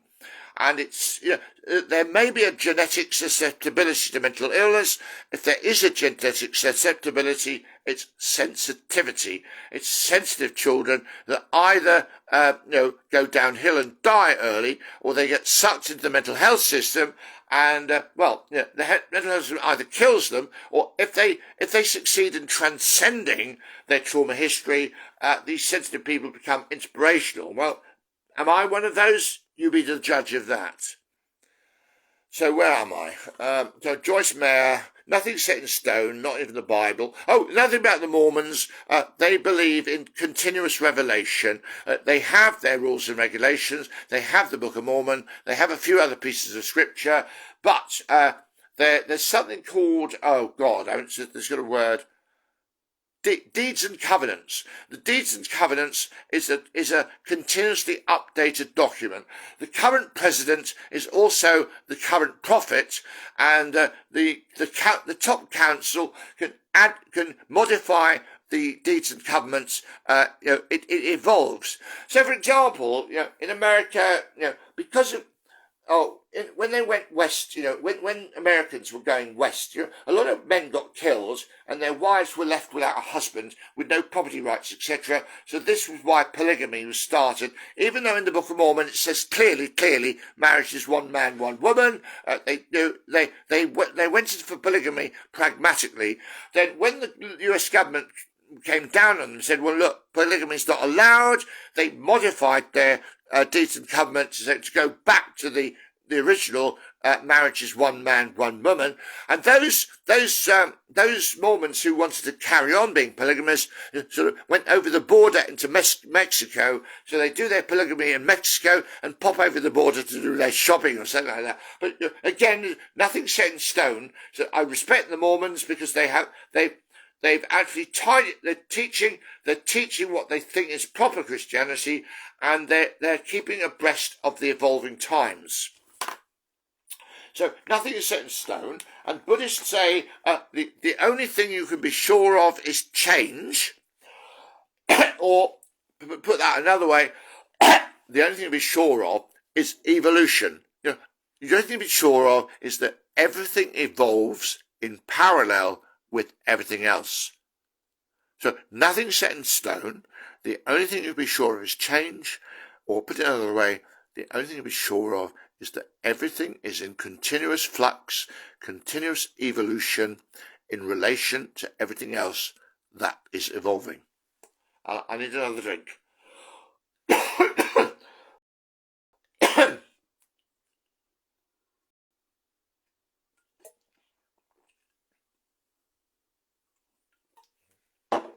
So, look at my notes. I've written nothing set in stone, Buddhist change, evolution in parallel, Bible, Quran, Joseph Smith. Muhammad said he was the last prophet, and then Joseph Smith came along, and I respect the Mormons. The Mormons is nothing is the whole story. Actually, another thing about Mormons is they are a Mormon can marry someone from another faith. They're multi-faith in their marriage, which I respect. Muslims, strangely, the men can marry who they like. The women have to marry a Muslim. So I believe, Right. This might be part of the same segment, or we might be moving on. I want to say something about an organisation called Brahma Kumaris. They call themselves the World Spiritual University. They have a headquarters in the UK, northwest London, and the headquarters is called Global Cooperation House. I've actually had a bit of dealing with them. They're trying to integrate life coaching with the spiritual approach. Life coaching is a wonderful methodology, and it mixes well with spirituality. And Brahma Kumaris, I teamed up with someone from there to talk about prophets, their philosophy. Oh, by the way, Brahma Kumaris, when I last spoke to them, had 3 members on is it either United Nations or NATO? Not that I know the difference. They are globally respected, and they actually have places. I can't remember it. There must have been United Nations, but they're well respected. They believe that throughout history, there have been prophets. There are many, many prophets of different traditions, and every single one brings a different piece of the jigsaw puzzle. Now, I think I'm a prophet. I mean, you don't have to believe that, but if I am a prophet, what is the piece of the jigsaw puzzle that I'm bringing to the table? I've written it down here. But all my life, I've been trying to build bridges. I think it probably started with my parents. My parents argued a lot. I mean, they were emotionally very similar. My mother was a soprano and played the piano. My father was a tenor and played all sorts of small.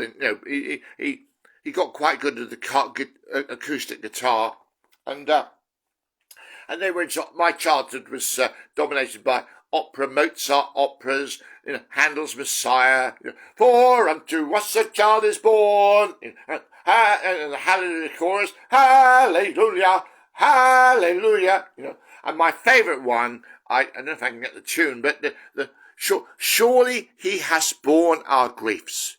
Oh, I love that. Jesus, that speaks to me emotionally. Jesus has borne our griefs. Where our griefs are too much for us to bear, too much for us to parry, Jesus has borne our griefs. And it's beautiful, that particular number, the music, to me, it's angels. It's angels singing. I can't do the tune, but, look it up on YouTube. Type in, surely he has borne our griefs. Beautiful tune, beautiful message, absolutely. Well, whatever you think about Jesus, was he real? Was he not real? Was he the Son of God? Was he not the Son of God? On that score, I think Jesus was wrong in some regards. I say, like Andrew in the Natural Law Society, either we're all sons and daughters of God or no one is. I do not accept that Jesus was man and divine and nobody else. I don't accept that. But you're with me or you're against me, or you don't care, or you've got other priorities, you've got bigger fish to fry, each their own, etc. So, as a prophet, I've always been interested in building bridges, and also I've been interested in rescuing babies from dirty bathwater. So, especially with Christianity, there's the essence of Christianity is hidden inside a cloud of chaotic nonsense. So as a prophet, my job is to rescue the baby of Christianity from the dirty bathwater. And I've said the essence of Christianity, the most important thing for me that I can extract out of Bible teachings is be thou like little children. And I stumbled across this Christian preacher, a male Christian preacher, he wasn't one of these. A lot of preachers are manic, aren't they? Do you know what I mean? Man, you have to. I don't know why I put it on an Irish accent. Ian Paisley, but even Ian Paisley's calmed down, hasn't he? You must repent your sins or you will go to hell. A lot of these preachers are fucking manic, aren't they? This preacher was not manic. He was putting across a simple message. He said, how does an adult be like a little child? Answer, you cultivate being childlike, but not childish. Childlike, good. Childish, bad. So put upward pressure on being childlike and downward pressure on being childish. So the essence of Christianity, the most important message is be like that. And what is it about adults? Children do not have a head full of theories. Adults these days in the UK have a head full of theories. And primitive cultures don't have a head full of theories. The Aborigines, exactly, and tribes that live in the Amazon rainforest. UK human beings have a head full of theories. And some of those feelings are good, some of those feelings are not so good, and some of those feelings are outright dangerous, toxic. And there is such a thing as toxic masculinity, men who've swallowed one set of plausible half-truths, and there is such a thing as toxic femininity, women who've swallowed a different set of plausible half-truths. So, if I'm a prophet, I like that idea. I'd like to be a prophet. I'd like to contribute my little piece to future peace on earth. I'm into building bridges between warring factions, whether it's my parents or me and some woman, and or between the pro-abortion and anti-abortion, and I also have been practicing the art of rescuing babies from bathwater. All religions, for example, the essence is wonderful, but it's the essence is surrounded by a foggy mess. Now, the essence of Islam, according to me, is that there's a statement in the Quran, and most Muslims, I think, they misinterpret this. The statement is there is no compulsion in religion. And I love this. I've modified it slightly. There's no compulsion in faith. Whatever your faith is, there is no compulsion. If you break the rules of your faith, you do not deserve 50 lashes. You do not deserve even mild punishment. You certainly don't deserve horrible punishment, because in a true religion, there is no compulsion in any faith. So Muslims, they have the 5 pillars of something or other, and the 6 articles. They have these rules. I mean, the 5 pillars are praying 5 times a day and visiting Mecca once in a lifetime, etc., etc. But actually, if you don't do these things, you are not wicked and horrible. If you don't do them because you don't get around to them, or if you don't do them because, well, you have other priorities, it's okay to have other priorities. It's okay not to. You don't have to follow any rule at all, rigidly. And I think I mentioned my buzzwords. If I haven't, my buzzwords are, well, at least 5 of them. There's probably a 6th one somewhere. Fair, reasonable, flexible, naturalistic, and holistic. And I probably have another guiding principle that, I'm into things like integrity. Well, how about coherence? Perhaps my number 6. Fair, reasonable, flexible, naturalistic, holistic, and coherent. Coherent means everything hangs together. Right, I've hit another pause. It says I've got some viewers, actually. I've got somebody's watching, it looks like a Russian script. So, and Rajesh, my editor, Rajesh, you're going to edit. This is a long video that you're going to edit into small sections. And, there's a button here that says bring them on camera. Shall I do that? I'm a bit of an experimentalist. I've never done this before. I'm going to hit the button and see what happens. Right. Oh, it said couldn't add guest. Fair enough. Can't do. Carry on. Right. So I think I've said before, I say evolution, everything evolving in parallel is God, and God is everything evolving in parallel. And Albert Einstein said almost that the greatest of all things is imagination, and rationality should serve imagination. When rationality is top dog, it doesn't work. I describe myself, for a long time, I've described myself of a servant of God and a slave to reason, and I think there's 2 sides of the same coin. Be a servant of God, become an ever better servant of God, fine. Become an ever better slave to reason, fine.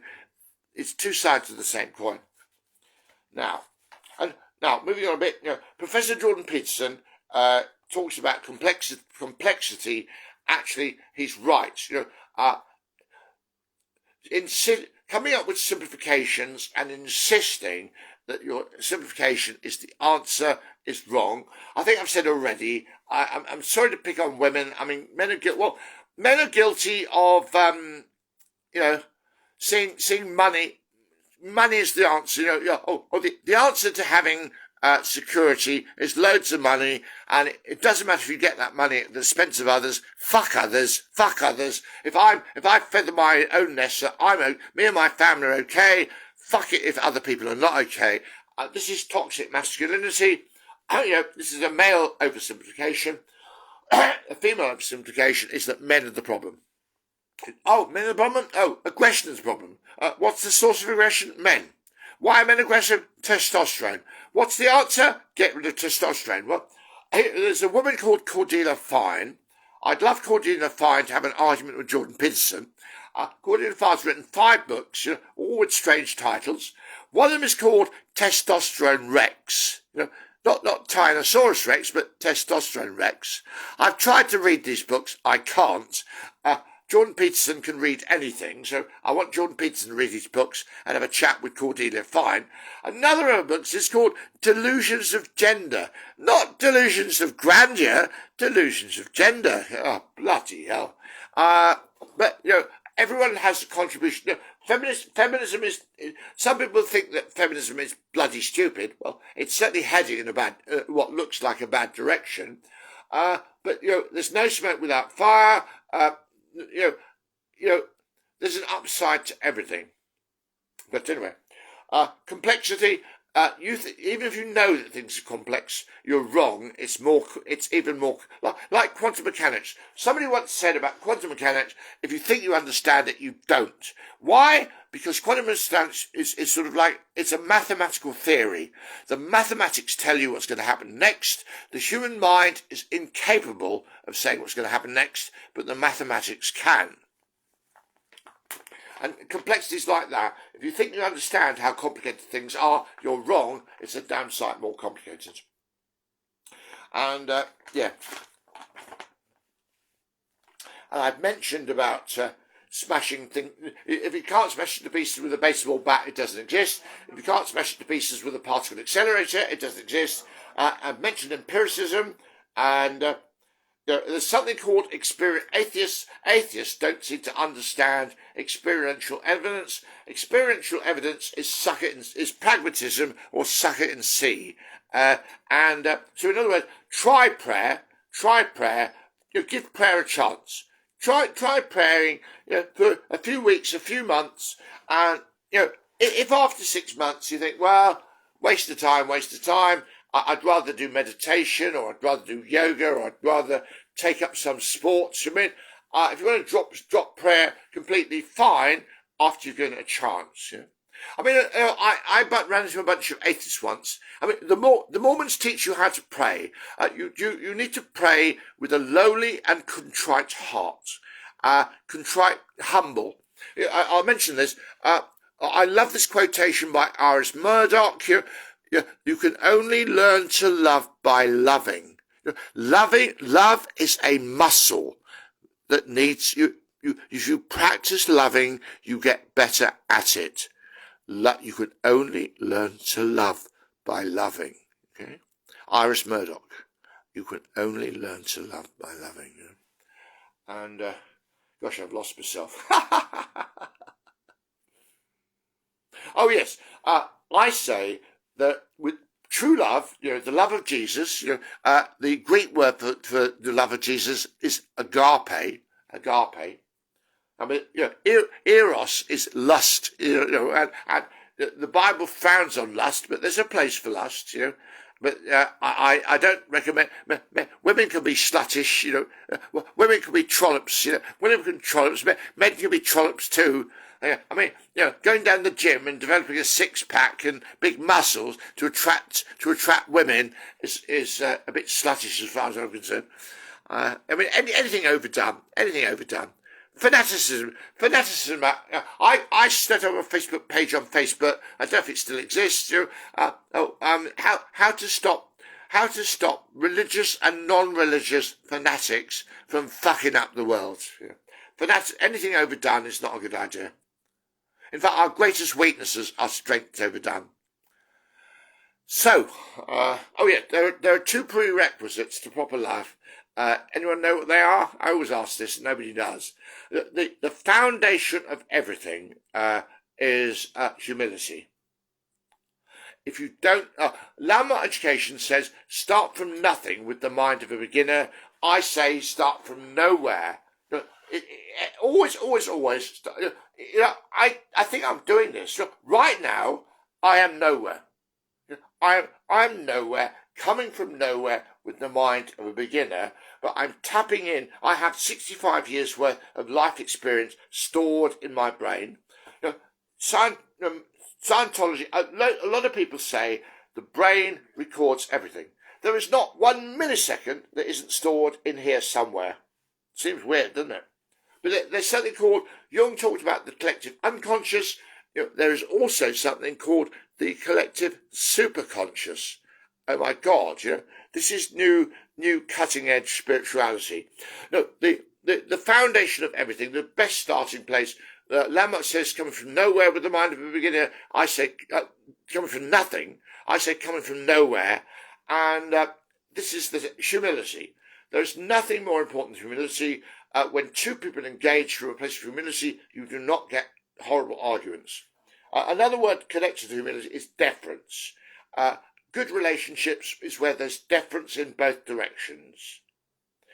Deference in one direction is actually quite helpful, but deference in both directions is wonderful. There's a bloke I knew once, and we were always talking over each other. He witnessed me talking to someone on the internet, and me and this bloke never talked over each other, and he was gobsmacked. He said, Martin, why do you and I talk over each other, but with this other bloke, you and him don't talk over each other at all? Well, I've written a book about this. It's online. I've got they're not really one. I've got 2 Kindle books. Martin Art Camden on Amazon worldwide. And in the first book, I talk, people clash when they have different communication rules and also different interruption rules. The things that really fuck up communication are when there are different communication rules and there's an unwillingness to negotiate, a common set of rules. When there's different interruption rules and an unwillingness to negotiate common interruption, that is when communication goes pear-shaped again and again and again and spirals out of control. But that's all a bit technical. There are other ways of getting peace and harmony in relationships. So moving on. Oh yes, it's something to do with pragmatism. Everyone must have heard this. Under what circumstances does the ends justify the means? I mean, how much agony in the short term, how much agony, misery, death, etc., in the short term should one put up with? Can we achieve heaven on earth eventually? Peace, harmony, congeniality, and conviviality for everyone. Can we achieve this eventually without any suffering along the way? And Jordan Peterson says, suffering is not an option. We all suffer, but Jordan Peterson says, I agree with him, it's best to choose our suffering than to tolerate the random suffering that turns up if we don't choose our suffering. And this relates to, does the end justify the means? Would I kill my own children to bring about peace on earth? Well, sorry, Luke, Len, and James, but yes, if I could guarantee it. The trouble is, if I kill my 3 children and then find that doesn't lead to heaven on earth, I will feel like a right plonker now, or worse. I'll probably kill myself. And again, I've done a deal with God. I said, look, I want to play my part in bringing about peace on earth, hopefully within my lifetime. But okay, I don't mind getting recognised after my death. I don't mind getting recognised never. I want peace of earth, and if I have to die a horrible, I don't want to die a death as horrible as Jesus. Please God, no, But if I have to suffer, I've said to God, if there is a God, metaphorical God, I've said to God, if I have to die a spiritual death in order to bring about peace on earth, I don't just offer my physical death, a horrible death, but not as bad as Jesus, please. I don't just offer my death. I'd like a peaceful death, please, but if that's not possible, so be it. And I also offer my spiritual death. I am so single-minded about doing my part in bringing about world peace. And I have a funny notion, if we bring about world peace, and here I am with my messianic complex. I see myself as a second coming. Talk about second coming.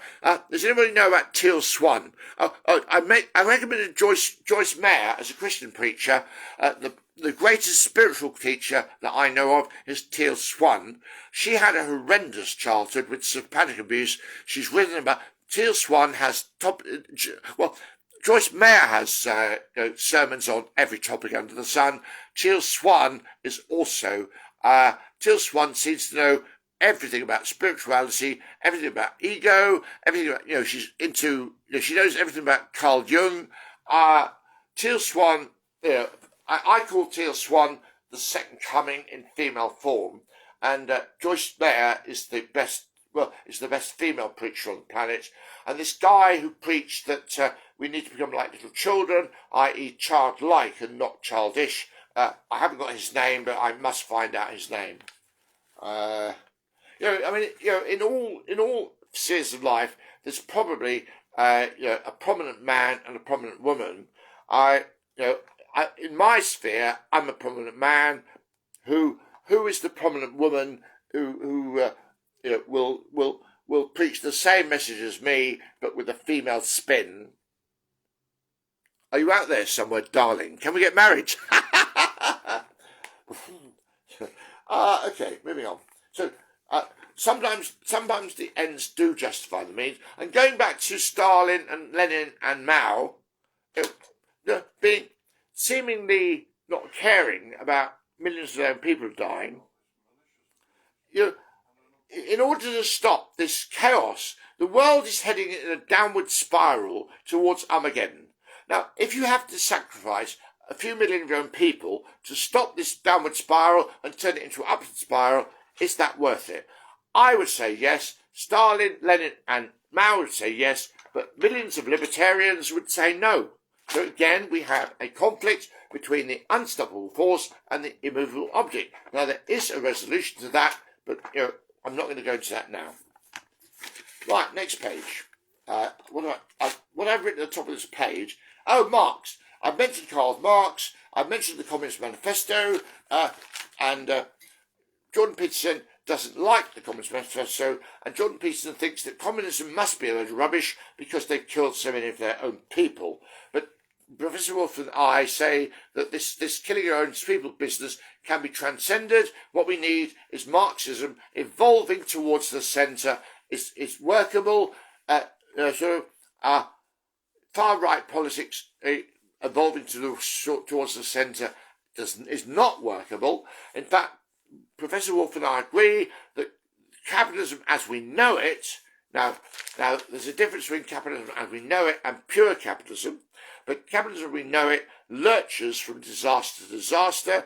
We get these bubbles, financial bubble after financial bubble. There's Professor Wolf knows the statistics. He says something like this: a minor catastrophe, a minor bubble explosion every 8 years, and a major one every 43 years, something like this. And the trouble is, these bubbles are getting bigger and bigger, and there's this concept of too big to fail. Now, pure capitalists say that there's no such thing as too big to fail, but the governments who need the people's votes say there is such a thing as too big to fail. But the bubbles that burst, when bubbles burst, we have a state of austerity for a lot of people. The next bubble is worse. The next bubble is worse. Sooner or later, we're going to have a bubble that we cannot recover from, and large numbers of banks are going to go bust. People are going to lose their money. And in the world today, there's the China bloc, the Russian bloc, the European bloc, the American bloc, and there is a danger, a big danger, that one of these civilizations are going to collapse and the others will go over like a domino effect. So Marx and the Communist Manifesto, and there's Engels, and I think it's called the dialectic. This thing about you come up with a thesis, you come up with an antithesis, and then you create a synthesis. And my word that I like is hybrid. Like public ownership, private ownership. We need the decent world needs some kind of hybrid, and there's the process of hybridization. But these things are. In the modern world, the good things are avoided. In the modern world, the bad things are embraced and good things are avoided. It's weird. But this is 1984 for you. The bad things are good and the good things are bad. 1984. Now, what we need, I mentioned this, is excellence when it comes to fair and decent negotiation in the service of compromise, workable, sustainable compromise. And the best book available for this at the moment is Stephen R. Covey and his book called The Third Alternative.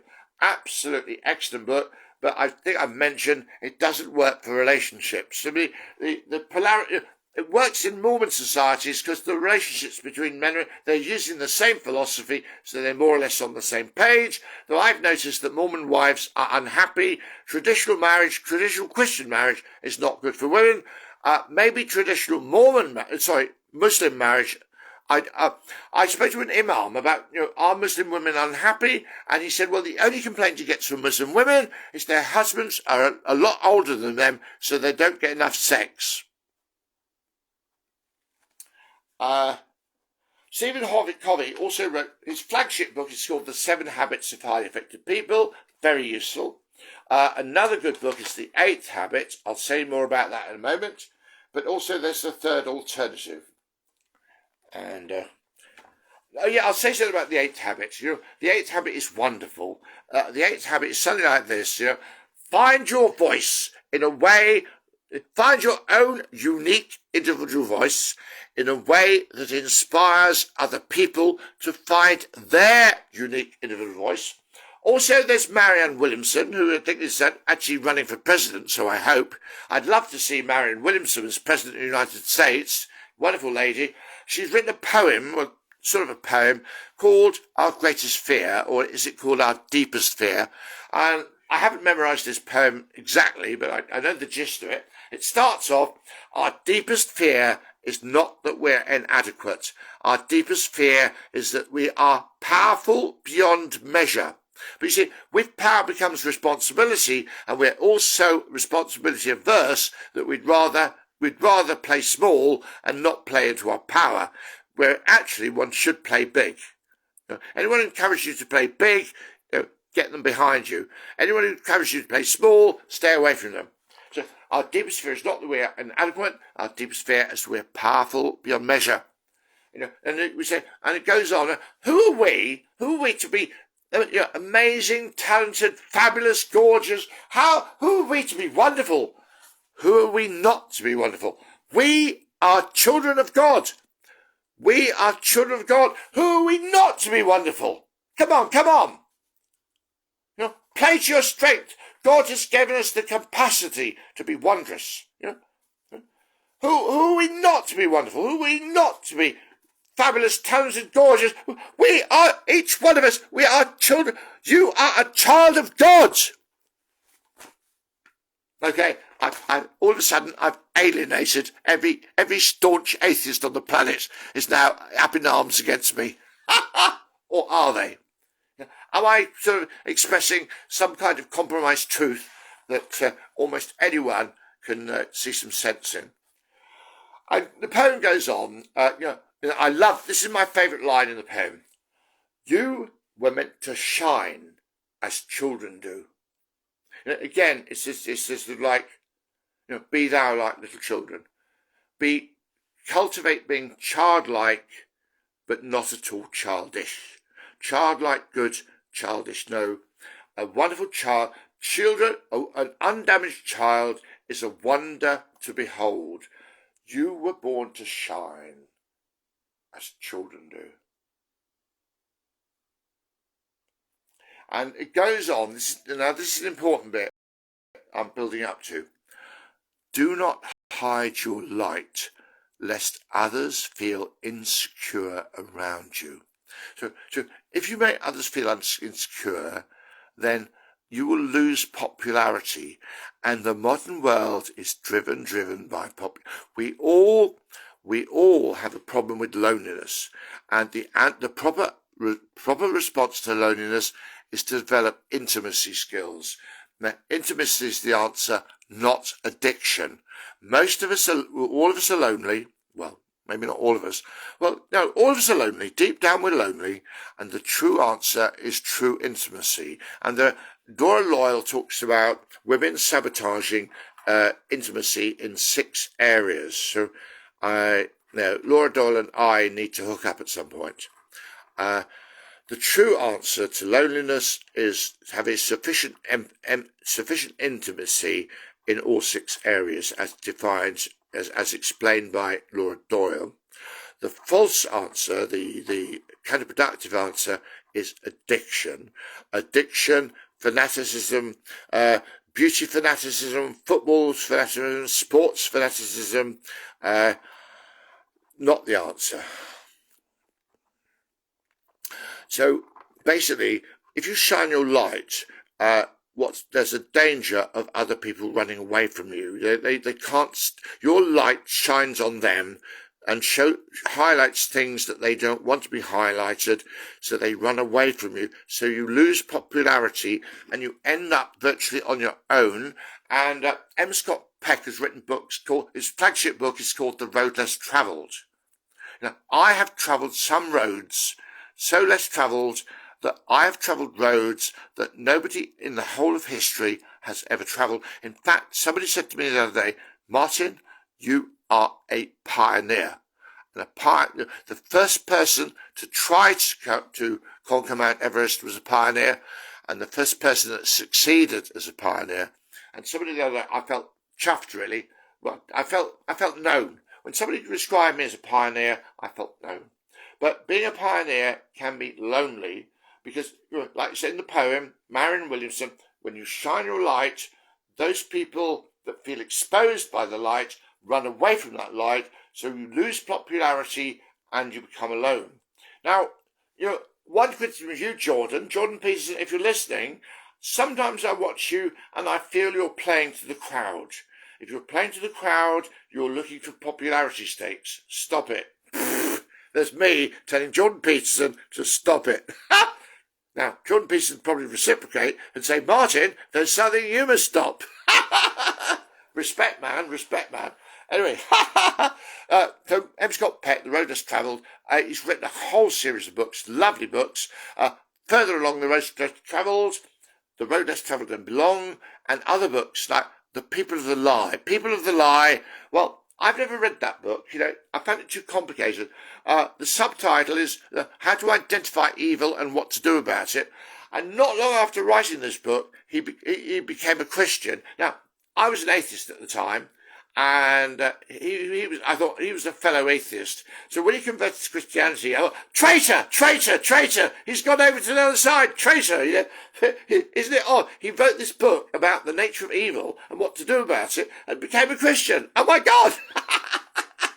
But I'm a one of my many self-descriptions is multi-faith theologian. I think all children should be taught agnosticism and parables. Every tradition has parables. Maybe atheism has parables. Hinduism.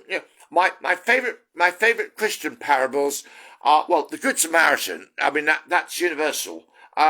It took the Jews and the Samaritans and the Jews hated each other. Okay, so the man in the gutter, the Jews walked on by, and the Samaritan, the Jews and Samaritan, the Samaritan didn't walk on by.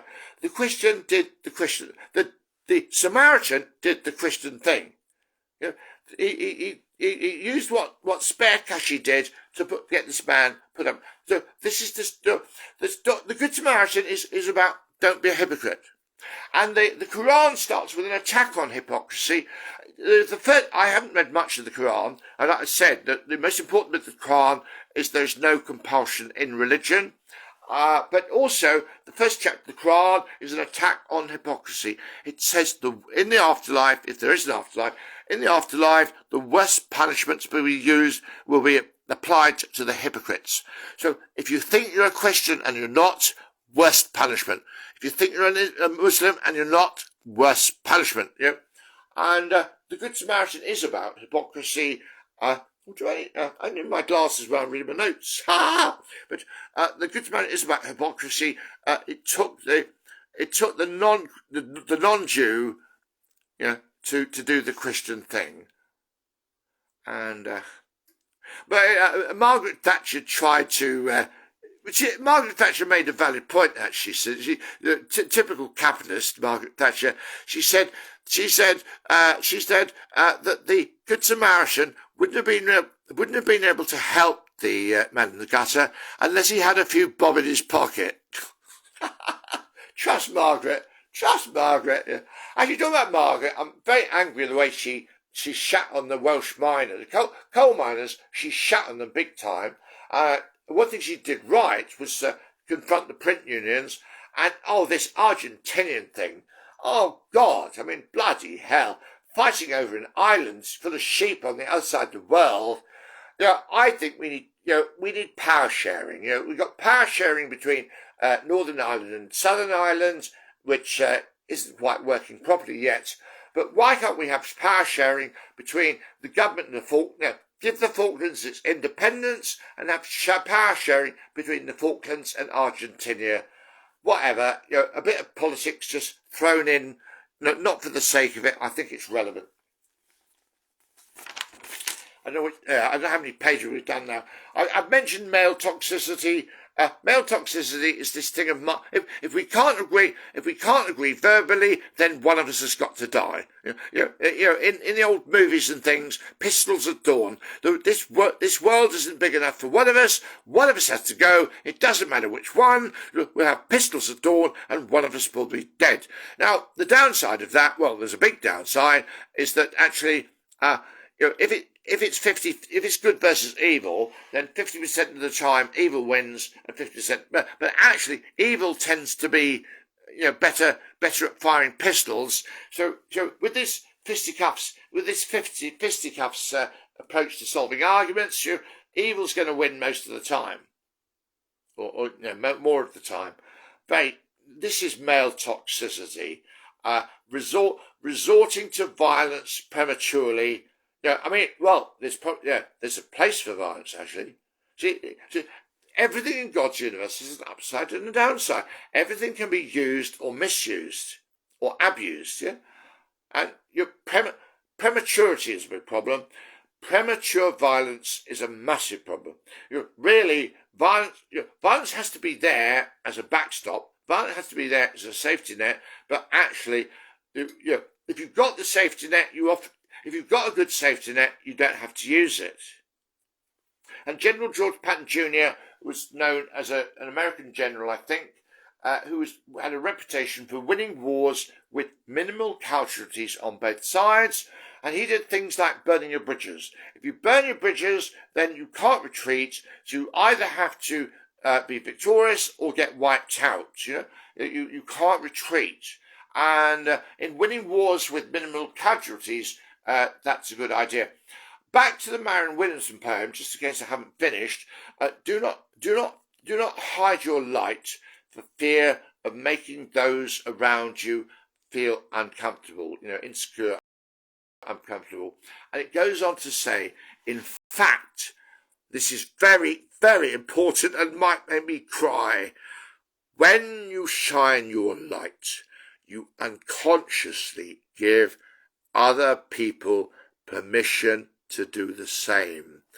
When you shine your light, you unconsciously give other people permission to shine their unique individual. Now, you give them permission, they might not act on that permission, but you're giving them permission.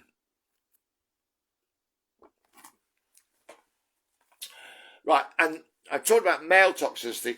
Female toxicity is more complicated.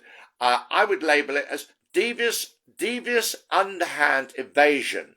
Darling, we need to talk. Oh, no, we don't. You just want another argument. Fuck off. I'm not going to talk. We must talk. I don't want to talk. We must talk. I don't want to talk. I'd rather divorce you than talk. This is female toxicity. Now, I made that sound incredibly dramatic, didn't I? But actually, pistols at dawn is fucking dramatic. I mean, possibly, we must talk. I'm not going to talk. I mean, that's incredible. The female word for is women talk about being combative. They don't want to do complete. Please, can we avoid the combat? Yes, we can. We can avoid the combat. It needs a change of mindset for one person or both to avoid this unproductive combating, this spiralling out of control vicious circle. One party or the other needs to learn alternatives to combating. But I think I make female toxicity sound worse than male toxicity. I think each is a response to the other. Women fall into toxic ways because men have toxic ways, and vice versa. One feeds the other. And as an aside, this again sounds like I'm slagging off women. Women have a love affair with capitalism. Women like buying shit. I'm fucking hell. I'm sounding so misogynist. From a man's point of view, women buy shit. I call it femi shit. Women buy femi shit. It's not necessary. I mean, it might beautify things. It might make the environment look like, but it's not going to stave off Armageddon. Men want to stave off Armageddon. Women want to beautify everything. And men call this beautification. They call it femi. I call it femi shit. Look, stop wasting money on femi shit. Oh my God, my haircut. My haircut cost me less than a fiver. Your hairdo's costing you 65 fucking pounds. Excuse me, help me spend that 65 pounds on the children. Or can't you spend 30 quid on a haircut and give 35 pounds to charity? For fuck's sake, endless money being thrown down the drain on femi shit. Well, God, I'm on a bit of a hobby horse now. I should be on Speaker's Corner, slagging off it is a statistical fact. At the moment, this might not always be the case. Men earn more of the money, and women spend more of the money. And the capitalist advertisers know this. The advertisers have women sussed. Cosmetics, the line that sticks out, buy some more makeup, darling. Buy some expensive makeup. You're worth it. You're worth it. Women have a self-esteem problem, and the capitalist advertisers know this. Make yourself beautiful. A, you look beautiful, and B, you're worth it. You won't feel worthless anymore. The answer to worthlessness is to make yourself look beautiful. And if you're ugly and no amount of work will make it will help, well, poor you. Why don't you hide your head in a paper bag? This is sick. This whole setup is fucking sick. And nobody's innocent. Well, nobody's innocent but everyone. Here's the weird shit. I just said nobody's innocent. We're all contributing to this out of control mess. Actually, the opposite is true. We're all totally innocent. We are all doing our best, given the human brain is designed to do its best given the circumstances. So even if you're a paedophile, that kills children, or if you're a paedophile that doesn't kill children, or if you're a paedophile that's scared of killing children, so you hand yourself into the authorities, whatever you do is the best decision. Your brain is a decision-making machine that is perfect. You are innocent, you are driven by a perfect brain that comes up moment by moment with perfect decisions for each moment. So a moment ago I said we're all guilty. We're all contributing to a spiraling mess, spiraling towards Armageddon. We can all sort of subliminally see Armageddon on the horizon, and Christians are on the street saying, "Oh, the end is nigh! Repent before it's too late! Turn to Jesus before it's too late!" We can't avoid, it's all around us, this message, all these messages, we're being bombed with messages, with the help of the internet, and we're all sort of thinking, well, we're all guilty, I hate this one. A lot of us say, well, I'm okay because at least I'm not a paedophile. Stop it. I like the work of John Donne, D-O-N-N-E, John Donne. First of all, he said about something, there but for the grace of God goes John Donne. Well, that's been converted, there but for the grace of God go I. Now, look, okay, what does that mean? Well, if I had been born, there's some paedophile, he's done something outrageous, okay? There's people who, the government aren't tough enough, we need a vigilante, we need to track these people down, we need to register paedophiles, we need to keep an eye on them, and if we have a vigilante and they give them a horrible death, that they deserve the horrible death, and The vigilantes are great. The government's too soft. We need more vigilantes. And some people, at least I'm not a paedophile. I'm okay because I'm not a paedophile. But for the grace of God, if you were born into identical circumstances, can you say for certain? Would you be exactly the same, or would you be worse, or would you be a little bit better or a lot better? How could you say? The truth is, according to me, if you were born in the same circumstances, you would have exactly the same. You would travel along exactly the same path. Now, maybe I'm wrong. Maybe you'd be better, a lot better, worse, a lot worse. But how can you know? I mean, nobody has that kind of crystal ball, surely. So I hope a lot of people, if you haven't heard of There But For The Grace of God, well, now you have. And if you didn't understand what it meant, hopefully now you do. And if you still don't know, it doesn't matter. It doesn't matter. You are on your path, and you are collecting information relevant to your journey and rejecting information that's not relevant. Everybody is on track. It may not seem like there are goodies and baddies, but there aren't any goodies and baddies. We're all doing the best we can, and collectively, it will. Again, I can't really explain this. Have you heard the expression? It'll all come out in the wash. I assure you, it will. It will all. I mean, there's all these predictions about this kind of calamity, that kind of calamity. Actually, I very clearly believe, and I can't really justify this. It's experiential. It's not analytical. But these expressions exist in the English language for a reason. They come into existence not for no reason. It'll all come out in the wash. Relax. Get on with life. Keep yourself clean. Clean. Purity of heart. I'll mention that in a minute. You do the best you can. You are doing the best you can, whether you know it or not. But if you do the best you can consciously, for some reason that's better. You're automatically doing the best you can. But if you become conscious about it, that helps. I mean, I don't know why it helps. I mean, if nothing helps, how can you say something helps if nothing? It's all paradoxical. Ultimate truth is paradoxical always. Gosh.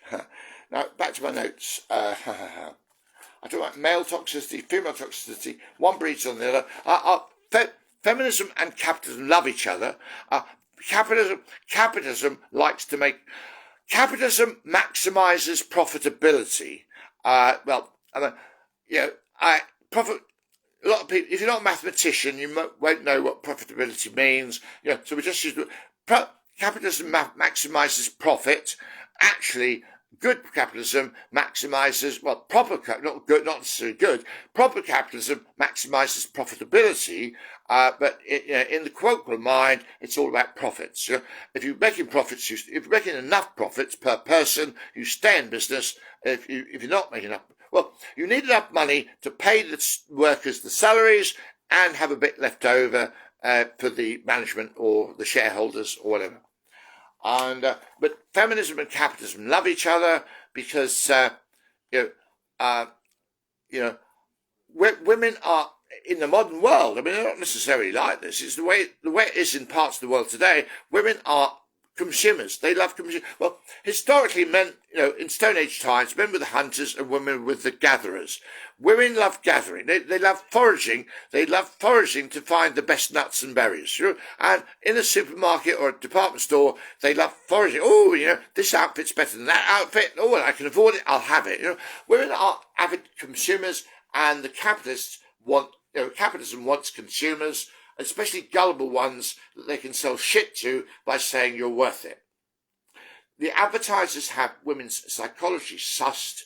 Women, please, I mean, you've got to somehow unhook yourself from these unscrupulous people who sell ice to Eskimos by telling elaborate lies. I mean, I've got a massive problem with the advertising standards. They take some adverts off the air. I mean, Mars bars, Mars confectionery. When I was a child, a Mars a day helps you work, rest and play. Well, the Advertising Standards Authority eventually, well, you can't substantiate that, so you can't say it, you know. 8 out of 10 cats prefer whiskers. I have never met a cat that likes any kind of cat food. Cats like fresh chicken and fresh fish. Cat food they hate. 8 out of 10 cats prefer whiskers. Fuck you. Oh, by the way, whiskers is part of the Mars group. So, oh my God, 2 examples. Mars bars, work, rest and play, and pedigree pet foods, parts of Mars. 8 out of 10 cats prefer. No, they don't. Cats don't like fucking cat food. And you talk about Mars adverts. I mean, I've got a thing about adverts. I mean, I should have worked in the advertising industry and tried to clean it up. And my favourite advert is that, again, for Mars bars, the one where these monks are doing bell ringing. They're doing bell ringing, and they all get excited, and they start being lifted off the ground by the bell ropes. It's one of my favourite adverts. You know, I think that advert's pretty harmless. It's humorous. Oh, and the Mars actually taught me something. They said, if you may think the advert's wonderful, if you can't remember the name of the product, it's a stupid advert. And there are quite a few compare the market, compare the meerkat. Very clever. You know, interesting adverts, and you can't forget that the product is compare the market. But I was thinking the other day, that one with the opera singer, I mean, I can't remember. What's the product? I mean, brilliant advertising. I mean, gosh, what is the product? I mean, is a tenor, this opera singer. I mean, those that know this know what I'm talking about. If you don't know, you don't know. So I better not go on about it. But brilliant, sort of distinct, brilliant. Well, and they brought this up. Then they ditched the opera singer because they thought it was too. They obviously thought it was too, well, most people don't relate to opera. But then when they got rid of the opera singer, their sales went down, obviously, because they brought the opera singer back. Oh, bloody hell. What was the product? I can't remember. And Mars said, if you can't remember the product, it doesn't matter how entertaining the advert is. If you can't remember the product, what is the point? Anyway, enough of that. I want to overhaul the advertising. I don't like advertising gimmicks. Oh well, sort of 30% off for the first 6 months. But actually, overall, we're going to screw you into the ground. But we won't tell you that. We'll tempt you. We'll tempt you with a gimmick to spend more money than you should. I can't stand. Aeroplane tickets. One-way price to Spain, 30 quid. Who goes one way? I want to know the price of a two-way. But one of the advertisers starts doing one-way prices, so they all have to join in. One does one-way price, so they all. The fucking advertising industry, and like I said, women and capitalism have a. Do they have a love-hate relationship? I don't know. I mean, women love what consumerist economy. I mean, it works for capitalists, it works for women. Now, there's another conflict between women and Islam. Now, feminists don't seem to have much to say about Islam. Islam stones women to death for adultery, but, feminists stay quiet on that matter. One of these days, the feminists and Islam are going to, the argument is going to erupt in some almighty fucking explosion. Yeah. Well, in Sweden, with all these, immigrants, with no paperwork, sort of 35-year-old men, mostly, claiming to be 17 years old, and they can't prove otherwise. The women are getting gang raped, and the Swedish government have said, well, actually, our policy of letting anybody in willy-nilly, stupid policy, we changed our mind. Oh, God. My poor throat. My poor throat. I don't know how long this has been going. Let me have another drink.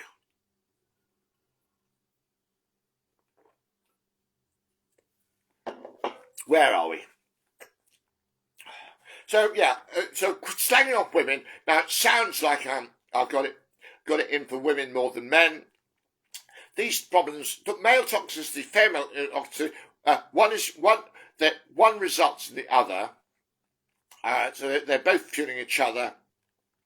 I'm a straight man, so of course I've got more evidence against women than men. But I'm fair-minded, so please don't overreact to what I'm going to. So female toxicity, I've written down devious underhand evasion.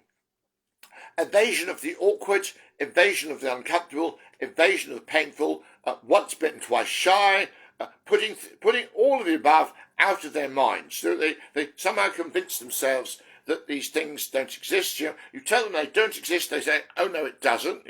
Flat denial and projection. Denial and projection. They individually, women try to blind themselves. In social groups, women try to blind themselves.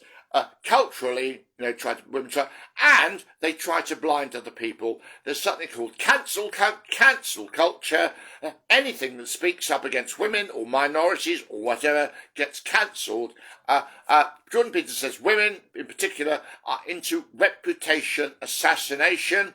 If you can't shoot the message, you shoot the messenger. This is female toxicity. In some people's minds, it sounds worse than male toxicity. I wouldn't say that. I'd say, the emotional damage done by both is bad, equally bad, and actually the combination of male toxicity sort of struggling against female toxicity, and it's doing so much damage to children. And the modern generation, I mean, Generation X, Generation Y, Generation Z, millenniums, etc. I mean, I mean, children's television today. I mean, when I was a child, I loved children's television.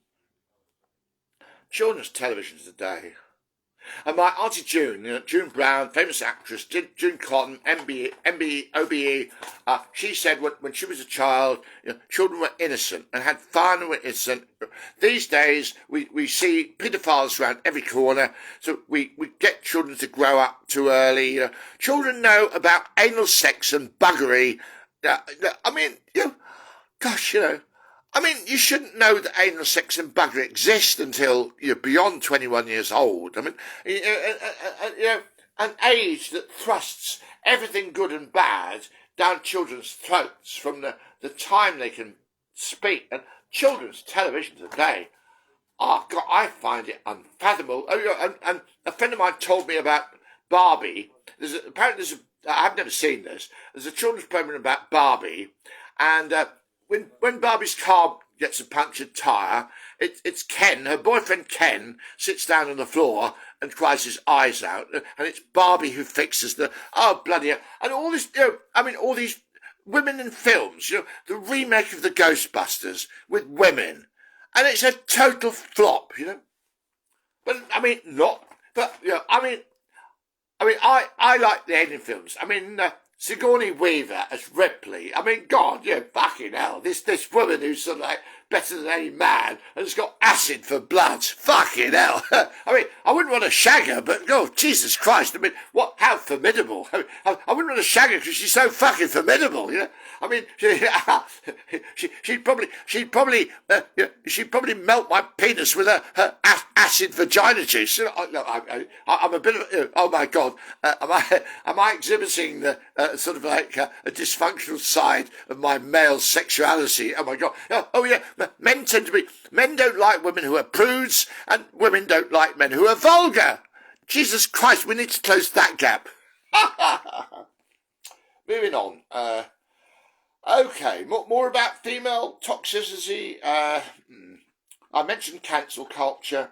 Anyway, all of this happens at the family level, it happens at the community level, national level, and globally, all this stuff about evasion and cancel culture and Me Too and whatever the anti-Me Too. Every time there's a Me Too movement, Black Lives Matter, and there's something opposite and something opposite.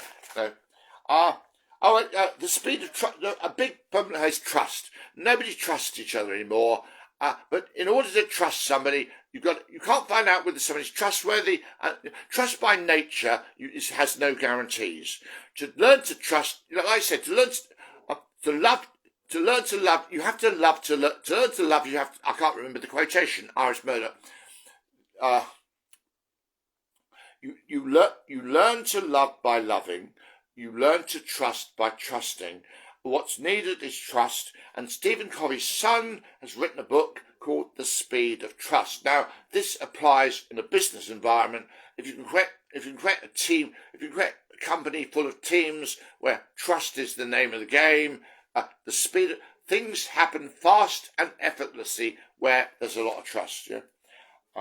And another thing I condemn women for, the UK legal system, in theory, people are innocent until proven guilty beyond all reasonable doubt. You know? Now, in my realm, human beings do this. You know, you're innocent until proven guilty. With my girlfriend in particular, she's certainly got a problem. As far as I'm concerned, if I do something that she considers dodgy, I'm guilty and proven. I mean, I'm going to exaggerate this. You know, as far as my girlfriend's concerned, I'm guilty until proven innocent. Okay, and the prosecuting solicitor is a man-hating lesbian. The judge is a man-hating lesbian, and the 12 jurors are man-hating. So when I'm bad in my girlfriend's mind, I am fucked. Totally fucking fucked. And I used to be innocent until proven guilty. Well, you know, adhering to that too rigidly in a world full of morons is very dangerous. But I've learned that lesson. It's the hard way. I'm hoping that we can build bridges between other people in a much easier way. So a lot of what I'm saying here is background that is not necessary. You know, we can build a better world without sort of hitting these horrible problems head on. I mean, the problem between the sexes is the problem is asymmetric, and feminists are insisting that we're all identical apart from our muscles and dangly bits, which is the biggest toxic lie. It's plausible, isn't it? I mean, we all, you know, women on average are shorter. You know, on average they have bigger hips. You know, but you know, blood, you know, same blood. You mean, you know, blood groups A, B, O. I mean, you can give blood, if you can give blood to a man, you can give blood to a woman. Same blood. You know, we all have a heart. You know, maybe a man's heart is bigger physically, but you know, it's still the same pump. You know, it goes wrong in the same way. Men get heart attacks. Women get heart attacks. You know, this idea that we're identical apart from our muscles is very seductive. And that, you know, the anthropology is a great subject to study. It teaches you the difference between what's truly innately human and what is a cultural construct. And you know, if you start believing that everything is construct, you know, that male and female essence is identical and everything's construct, that is a false belief that leads to counterproductive solutions. So I talked about swallowed lies. One big problem in this world is when we swallow lies, sugar-coated poison, plausible half-truths. Once you believe one plausible lie and start living according to it, if somebody challenges you and you don't want to be challenged, you then swallow another plausible lie to hold the first lie down, and so on. And the Scientology word plausible lies is engrams. An engram is a plausible lie that's been swallowed, and Scientologists say that engrams are sticky. They're sticky because once you've swallowed one lie, to keep it down, you need to swallow another and another. And Scientologists have a video that shows that the first lie swallowed is called the basic, and then other lies go on top of that, and you build up an inverse pyramid, you know, an inverse cone or pyramid. And Scientology has a process called auditing, where the auditor and the client gang up against the swallowed lies to regurgitate them, and eventually, if you can destroy the basic, the whole edifice collapses, and you end up with what they call a clear. They call it clear, or what do they call it? An operational thetan. They have this jargon. It's clear because it gives you a clear head. You have a sensation of having a clear head, and it works. But I don't like it. It's a shortcut, and I don't like shortcuts. But if you do like shortcuts, you know, Scientology, you know, is a lot of people are suspicious of Scientology as a cult. Actually, Scientology does a lot of good.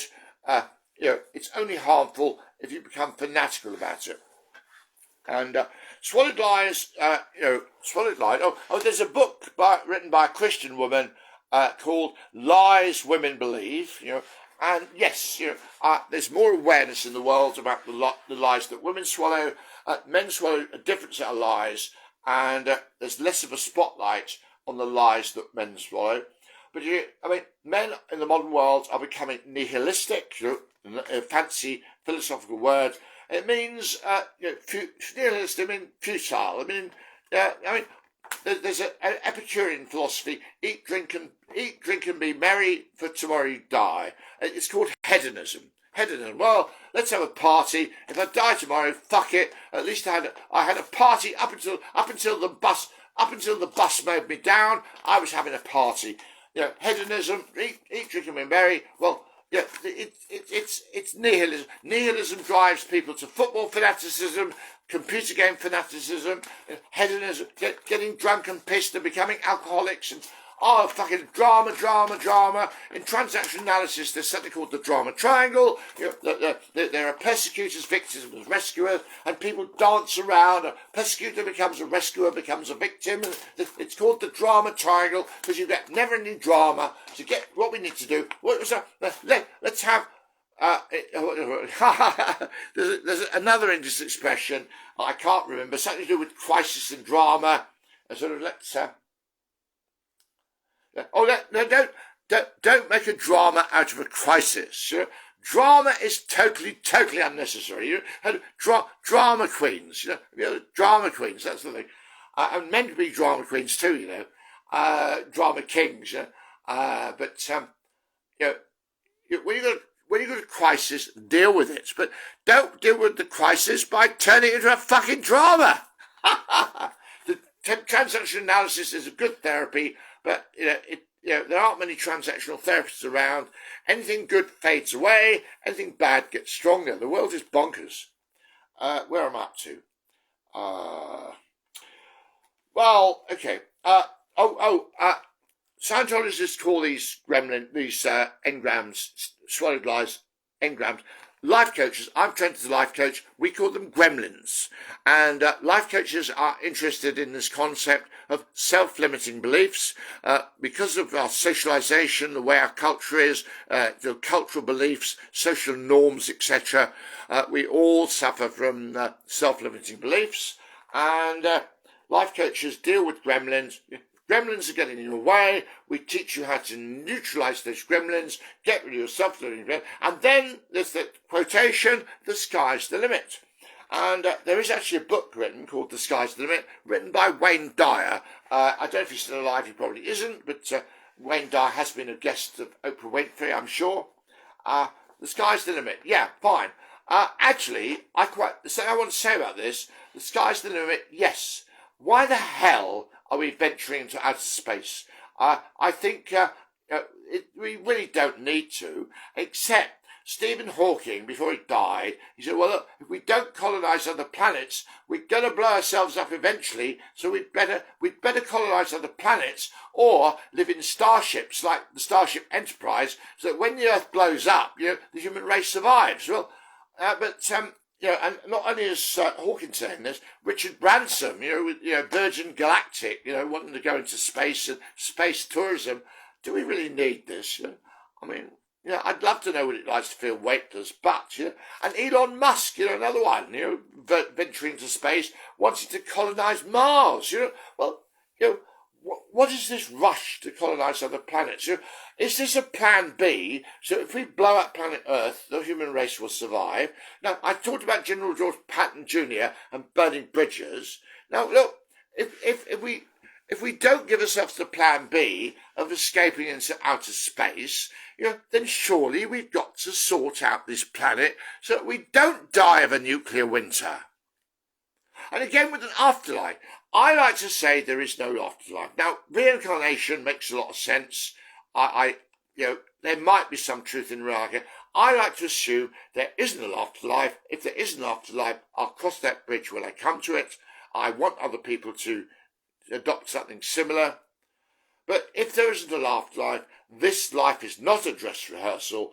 If we think this life is a dress rehearsal, we can make careless mistakes left, right, and centre. And as long as we get down on our knees and pray for forgiveness, repent your sins, everything will be all right. Now, it sounds like we're contradicting myself, because if we burn our bridges, then we have to get this world right. Right at the start of this video, I said there's no such thing as a mistake. You can't do anything wrong. Live your life as if you can't do anything wrong. Well, is that not, am I not contradicting myself? I'm now saying if we burn our bridges, in other words, we don't have a plan B of escaping our spirit, we have to sort this world out. Well, if we don't have to change ourselves in any way, how are we going to sort this world out? But like I said, it'll all come out in the wash. Now, my theory, I think is coherent. I think it hangs together. People are going to pick holes in it. Now, there's a word in the English language called combobulation. And there's another word in the English language called discombobulation. And discombobulation is in most dictionaries, and combobulation is not in most. Oh, bloody hell, I need another drink. Ha, ha, ha. So, look, please, talk to your English teacher and have a chat. What is the meaning of combobulation and discombobulation? It's to do with this word. I said my values are fair, reasonable, flexible, naturalistic, holistic, and coherent. Now, combobulation is to do with coherence. Combobulation is taking facts and figures and knitting them together to create a patchwork quilt that hangs together, holds together, is as ever more so coherent. Combobulation is picking a hole. Discombobulation, you take a coherent argument and try to fill it full of holes, you see. And it's a bit like this metaphor of not being able to see the wood for the trees. Someone like me, blowing my own trumpet, perhaps, don't trust somebody who blows their own trumpet, I can see the wood and the trees. And I can home in on trees, I can also pan back and see the woods, and I can see the woods or an individual tree or a group of trees at will. I see the wood and the trees. Some people only see the wood, some people only see the trees, some people are transfixed on some of the trees. They're so transfixed on some of the trees, they can't see the other trees and they can't see the woods. So, we have these expressions in English. Another one is, I'll help you so long as there's no skin off my nose. What the hell does that mean? I can't explain that. Skin off my nose. What the fuck does that mean? Is there a dictionary available anywhere that explains what that actually means? It's a very useful expression. I think that what I just said is true. It's okay to help people. If you help people, so long as there's no skin off your nose, go ahead. If there's a little bit of skin off your nose, go ahead. But if there's a lot of skin off your nose, no, don't help other people at serious expense to your health, to yourself or or any of your loved ones. Don't help somebody. Minor interventions, some self-sacrifice for others, fine. Or equal self-sacrifice. Some self-sacrifice or equal self-sacrifice, but if there's too much self-sacrifice, if you're sacrificing too much for your personal or for your children or your spouse, loved ones, etc., don't go there if there's too much skin off your nose. But back to this wooden trees business. Combobulation is knitting together all the many facts from many sources to make a coherent whole, as coherent as possible, and becoming ever more so coherent, so towards a better future. Discombobulations are, well, I don't like that tree. Okay, the wood sounds okay, but that tree's got to go. And that one, and that one, and that one, and that one, and that one, and that one.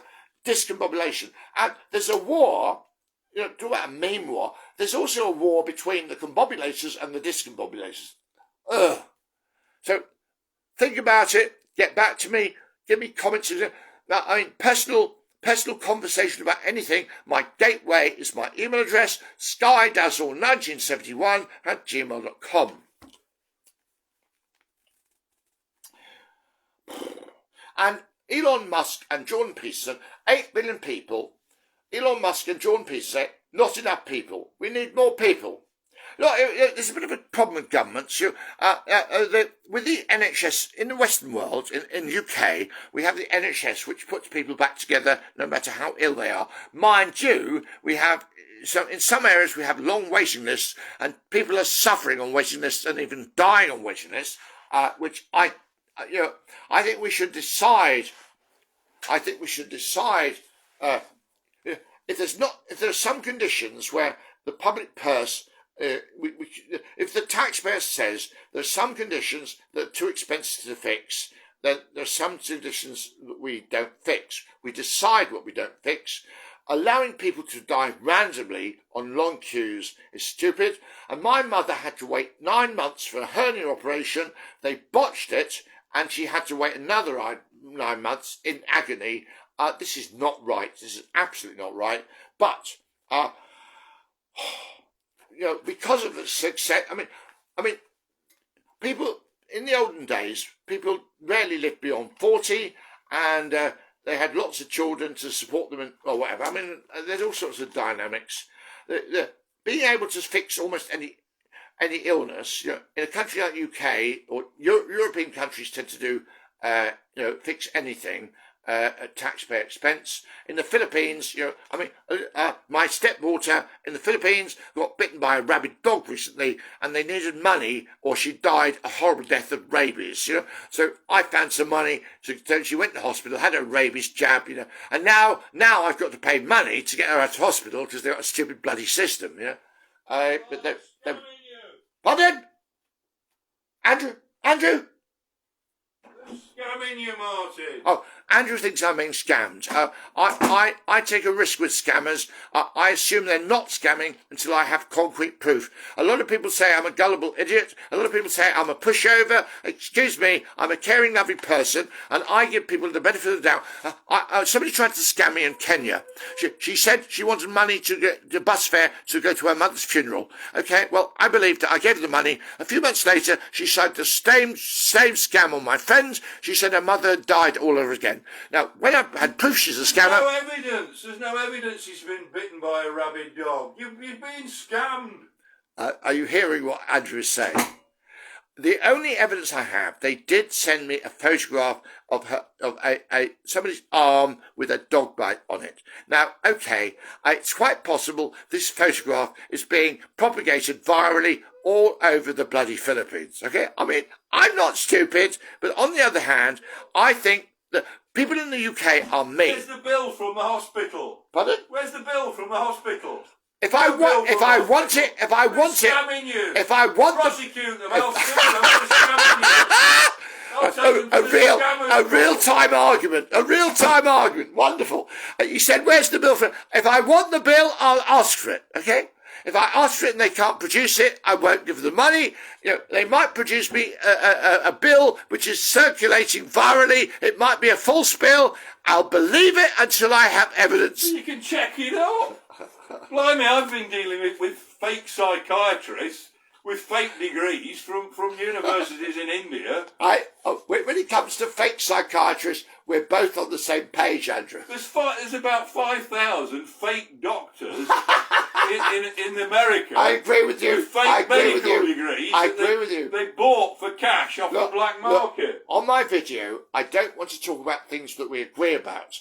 On my video, I'm happy to talk about the things we disagree about. On my video, we'll talk about the things we agree about, we'll talk about later. On my video, you either let me do my thing, or we talk about the things we disagree about. See, it's important between people, even married couples, even parents and children, to identify differences. When you find the differences, you can work on them and close the gap. But actually, because dealing with differences is difficult, most people don't even try to identify the difficulties, or in my experience, the man tries to identify differences and the woman doesn't want to go there, and this causes divorce and single-parent families, etc. Okay, moving on. Where's my notes? The Sky's the Limit, a book by Wayne Dyer, worth reading. Hawkins, Branson and Musk, want to escape to another planet. I want to get rid of that plan B so that we focus on getting this world right. Musk and Peterson. governments have an the percentage of old people, the percentage of retired people is increasing, the percentage of young people is decreasing. We're getting to the point where there's not enough money being earned, there's not enough taxpayer money to look after the old people. So we are heading for a really difficult dilemma, and God knows how that's going to be sorted out. But again, it'll all come out. Just get on with life. Mind your own business. Keep your nose clean, but be fair and reasonable up to a point with no skin off your nose. It'll all come out in the wash, really, really. Trust the process. Trust God. God has a process that works. Now, it seems like it doesn't. If babies are dying horrible, how can that possibly be part of God's plan? I have an answer, but I'm not going to go into that now. Talk to me privately about that one. If you've had problems with babies dying horribly, talk to me privately. SkyDazzle1971@gmail.com. Right, so Jordan Peterson and Elon Musk, they think, well, 8 million people is not enough. We need more. The answer is more people. And they both seem to think there's going to be a natural ceiling at 12 million people. Well, I say at 8 billion people, the ecosystem is already creaking at the seams. I say 8 billion is too much. I want to downsize, not through culling, but through natural lack of having babies. I want to see 8 billion reduced to 8 million at least, at most. And I want 8. On this planet, there must be 8 locations where that's relatively free of natural disasters like hurricanes, typhoons, flooding, extreme weather, volcanoes, earthquakes, whatever. There must be. Oh, the UK is pretty good, but in the UK, with global warming, we might get a Mediterranean climate, and we might get a lot of diseases from the Mediterranean that we don't currently have. Alternatively, the Gulf Stream might be fucked up, and we'll have another ice age. But then the Scandinavians can deal with harsh winters. Perhaps we'll learn, but in an ice age, perhaps Scandinavia will become uninhabitable, or they have to turn into Eskimos and live in igloos. But there's a book called "Help My Iceberg is Melting" about a load of penguins, how climate change affects a load of penguins. Very true book. Read it if you want to. Right, moving on. So, now this downsizing thing, 8 billion. Downsizing is a good idea. On the news, the BBC News, all my life, do you know the favourite word on the news? Growth, GDP, not enough growth, gross domestic product, no, more GDP, more growth. Now, I'm the opposite. I don't want everlasting more growth. The answer is not grow, till they're, the downsize. At university, I came across a book called Small is Beautiful by E.F. Schumacher. Read it if you want to. You don't have to. Small is Beautiful. Do you know, another film, prophetic film, Planet of the Apes. Okay? The human beings destroy themselves with atomic warfare, and the apes take over and learn to speak and live in little villages, and the cities are there absolutely deserted. And they go into one of these deserted cities, and they find an underground station, a deserted underground station, and the man is being the ape is trying to kill the man, and the man sort of kills the ape. There's electricity. There's an electricity wire in the building. The city is still powered by solar panels, and he gets rid of the ape with the electricity. But abandoned city, whole cities. This is again prophetic. We are going to, I think, just hypothetically, we're going to go back to rural living in small communities, and our cities are going to remain as a monument to human stupidity. We are chimpanzees. We are apes. The current day, the naturalist, David Attenborough has been I don't know if he's dead now. David Attenborough has been going on about nature. But before, when I was a child, the naturist was Desmond Morris, and he read a book called The Naked Ape. We are naked apes, sure. We are apes. We are apes. For fuck's sake, we're apes, sure. And don't forget, we're Christians. Christians are, we're not animals. We're human beings. We have dominion over the animals. To suggest we're an animal is ridiculous. We are animals. We eat and shit. We're fucking animals. We're apes. Naked apes. Okay. We have shorter hair than apes. We have tiny hairs, but more of them. But we're still apes. Apes don't survive. Well, we're adaptable, so we can adapt to anywhere. We can adapt to ice caps, igloos, etc. We can adapt to the Aborigines can adapt to the Australian outback. The Eskimos can adapt to the North Pole. We can adapt to living in cities, but it's not good for us. Living in cities causes mental illness and LGBTQ and autism and everything. I think it's pathetic. When it all comes out in the wash, we'll downsize to 8 million people. 1 million people. There'll be eight spots on the planet, plenty free of natural disaster, and we'll live in small villages, interconnected. We'll still have basic technology, but we won't have this ever more sophisticated technology. Where you can, you're driving home, and you can turn your lights on. You press a button in your car, and you can turn your lights on at home. This is over the top. This is so over the top. Oh, I must have the latest gadget. Weird. We're apes. We don't belong in concrete jungles. We can adapt, but should we adapt? No. Are we going to get out of these cities are going to be deserted as monuments to human stupidity? And Albert Einstein said, there's only 2 things I aim for, the universe and the capacity of human beings for stupidity, and I'm not sure about the universe. So he is sure that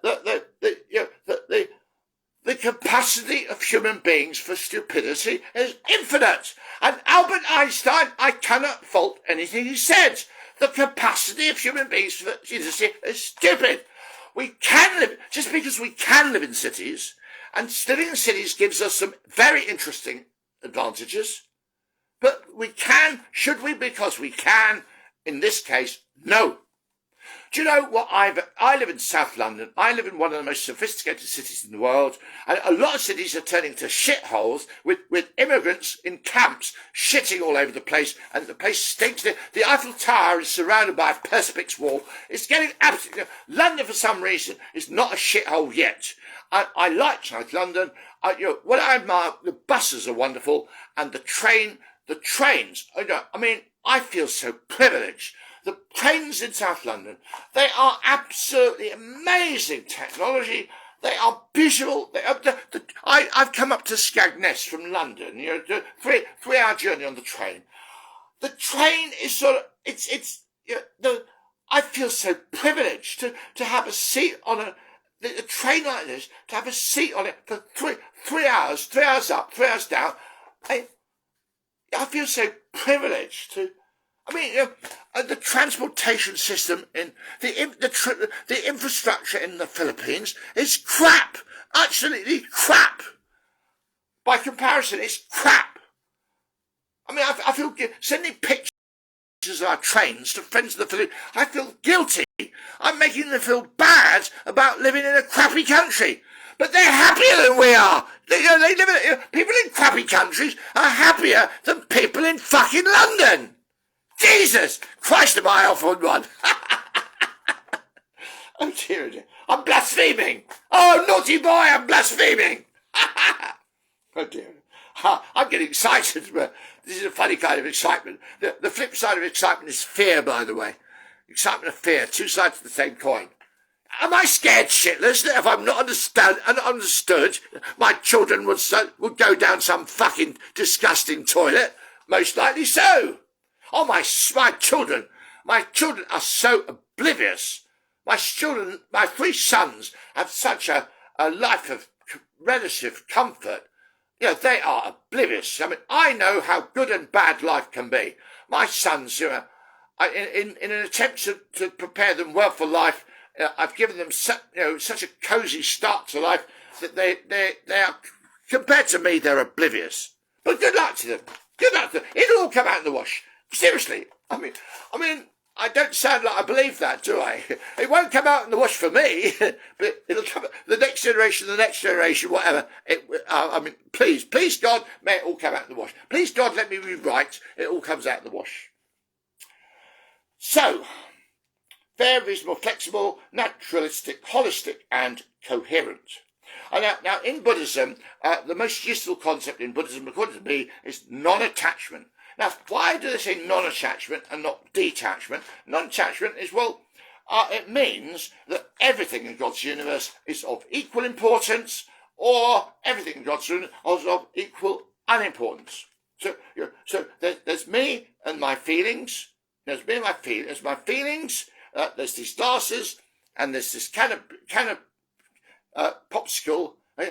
All equally important. The sun is important. The moon is important. All the paraphernalia in this flat is important.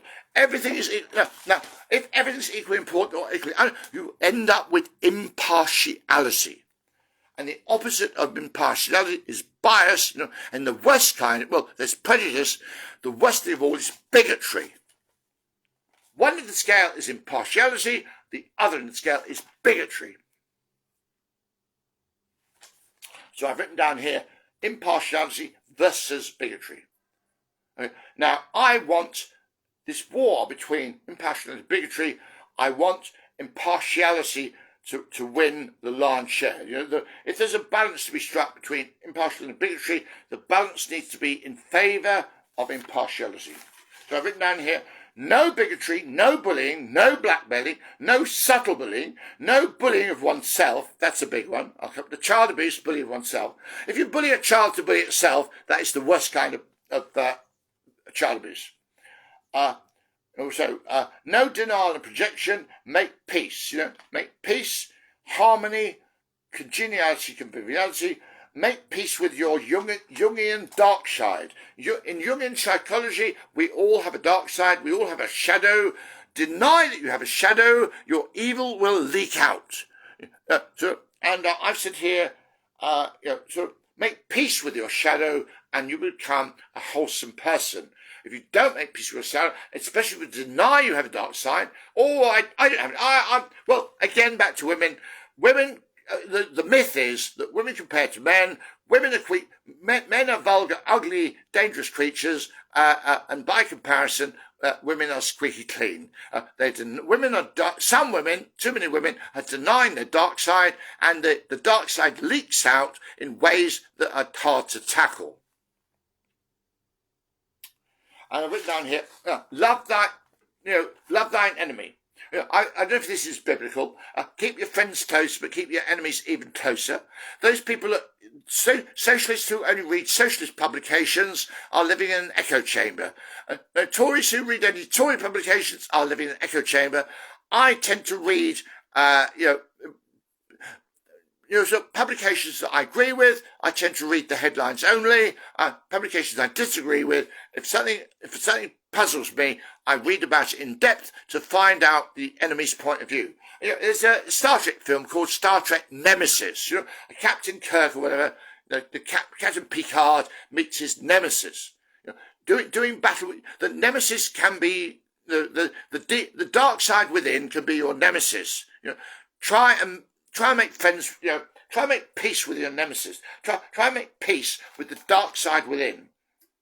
So love thine enemy, and where is your greatest enemy? Your greatest enemy is inside with you.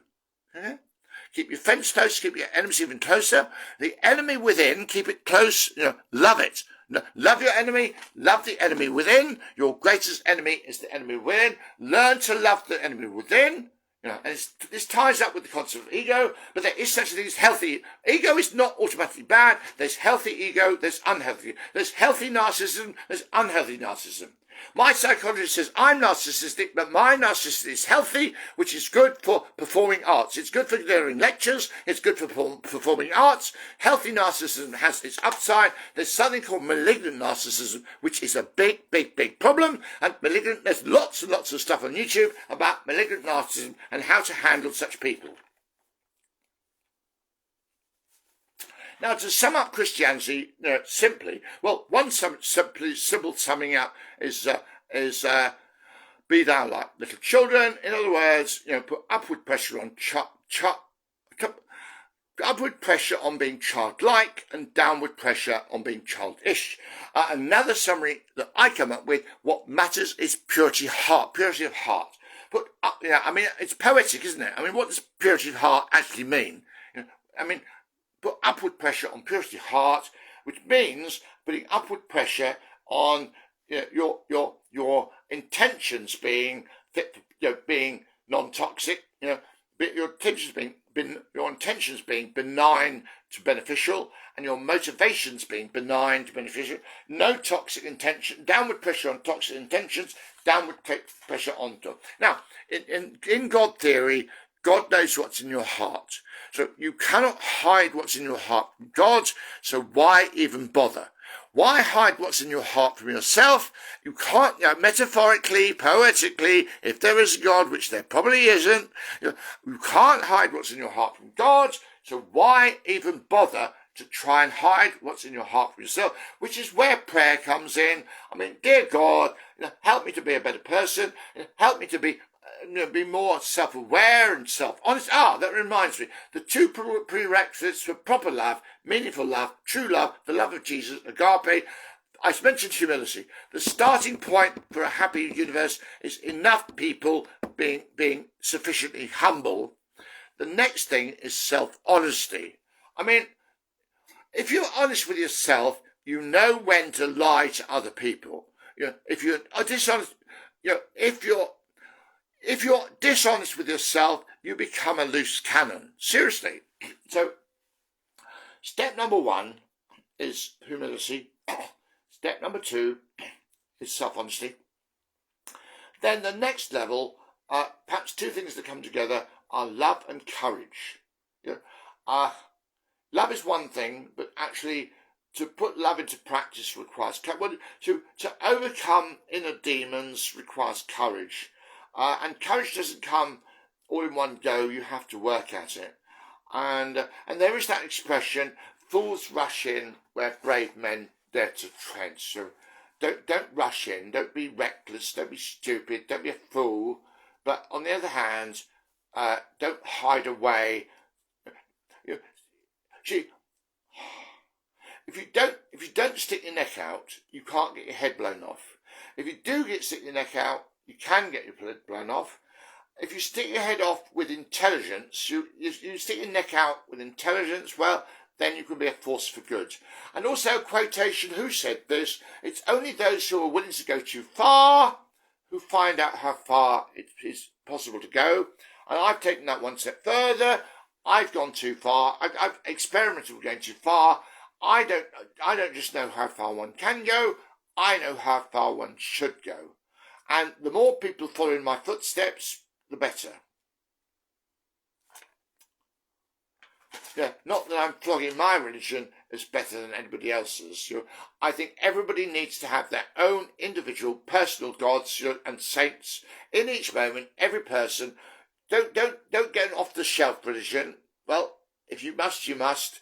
But have personal gods and saints, personal to you in this moment. Next to you might have different gods, different saints. Right now, who are my gods? Well, Jesus, Muhammad, Einstein, Voltaire, C.S. Lewis. A lot of these people started off as atheists and they went on a journey and became Christian. I've become Christian, but then Christianity, I haven't stopped at Christianity, I've kept on going. My philosophy now, I call it, what do I call it? Ethical, my philosophy now is ethical pragmatism. Now, that might evolve further or it might not. Ethical pragmatism might be my personal stopping point. And who are my gods? Well, I can say Jesus, Muhammad, etc. But I'm getting close to ending now. I've certainly got one more page to go. Heisenberg, science, can't remember his first name, famous scientist. He said something very profound, and this is true. This is true in my life as well, and I think it's true in Professor Beaton's life as well. Okay. It's about science. Now you don't have to be scientifically minded. You can lead an okay, godly life without being a scientific expert, an expert in scientific methods and double-blind experiments. You don't have to be a scientist to be an okay person, a good enough person, a worthy person. You don't need it. But for scientists, here we are. Heisenberg said, at the first gulp of the glass of the natural sciences, one becomes an instant atheist. But if one carries on drinking down to the bottom of the glass, at the bottom of the glass, one finds God waiting for one. Now, this was true for Heisenberg, it's true for me, true for C.S. Lewis, and it looks like, at the moment, Jordan Peterson, Professor Peterson, is on the same journey. Now, I haven't stopped at Christianity. I've gone to multi-faith theology, and I've gone beyond that to ethical pragmatism. And another thought, throughout our lives, especially in childhood, we're surrounded by monsters. There's this concept of monsters, this concept of monsters under bed, and the child is worried about monsters under the bed. And, well, actually, whilst they're asleep, the monsters might come into their dreams. So when they're about to go to bed, they think the monsters might be under the bed. A good parent will check under the bed and say, well, darling, I've checked on the bed. There's nothing there at the moment. I'll check every day. You're okay for night. Have a good night's sleep. You're okay now. No monster under the bed tonight. I'll check every day just in case. I don't think there will be monster under the bed. Just in case, I'll check. That way you get a good night's sleep. That's a good parent. And these monsters, children are surrounded by monsters of every kind. I mean, the mother might be monstrous in one way without realizing it. The father might be monstrous in another way without realizing it. And relatives and teachers. Teachers tend to be anti-bullying, but they're bullies. Teachers are hypocrites. They're but they preach anti-bullying, but they're bullies. Teachers are really messed up creatures. Our education system, to about 1984, our public education system systematically stupefies people. It brainwashes them with bollocks and won't let them think outside the box and won't let them spread their wings. Albert Einstein said when school, he said he was going to be a dunce. Because they thought he was dunce, he didn't get indoctrinated with shit and became a genius.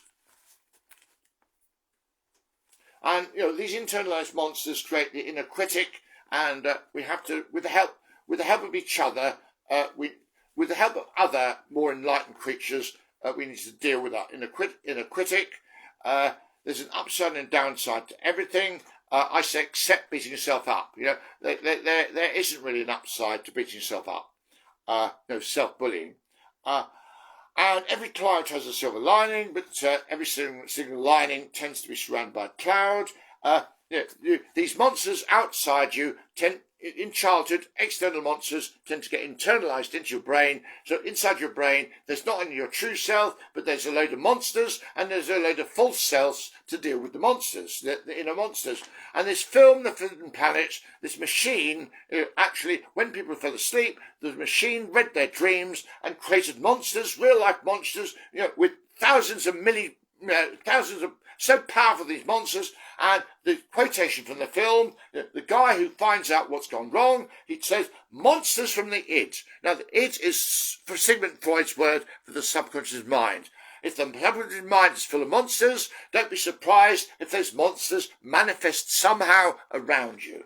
So deal with the monsters. Come to terms, make peace with your dark side. If you assume you're squeaky clean, if in your mind you're squeaky clean compared to most others, your toxicity will leak out in a way that's hard to handle.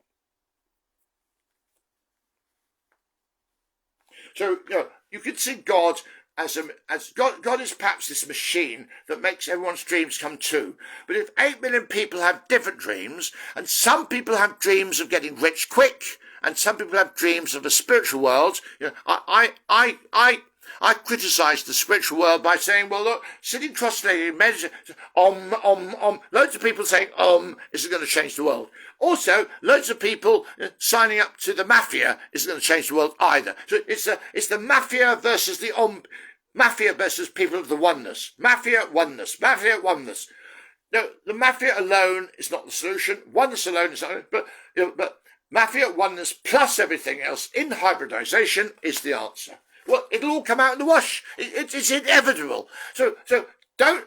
There's a book called Don't Sweat the Small Stuff. Good book, and P.S. Everything is small stuff. Don't sweat. Find a way of not sweating. Not sweating. If one path leads to more sweat and one path leads to less sweat, Follow the path that leads to less sweat. If enough people follow the path to less sweat, it'll all come out in the wash sooner rather than later. I think I'm talking perfect sense. Other people are going to think I've lost the plot.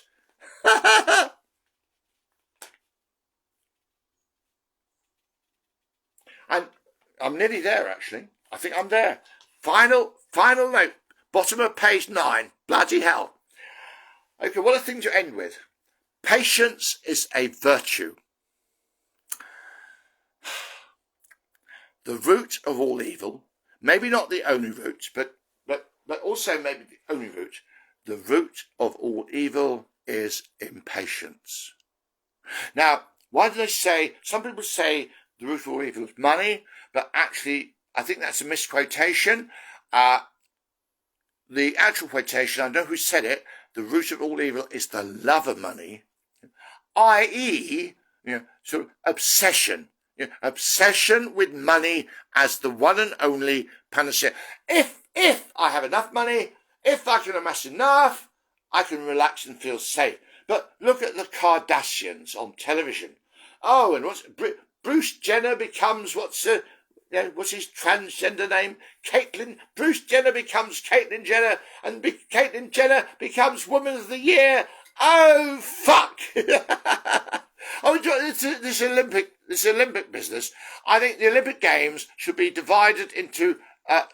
We should have an amateur. We should have we should have class 1 is called the professional class. Class 2 is called the amateur class. And perhaps there should be a class 3, which is beginner class. And any athlete of any gender can sign up to any stream. The professional stream, the amateur stream, or the beginner stream. Anyone of any gender, LGBT, all 72 genders, okay, anyone can sign up to be professional, amateur, or beginners, okay? And you get a ranking,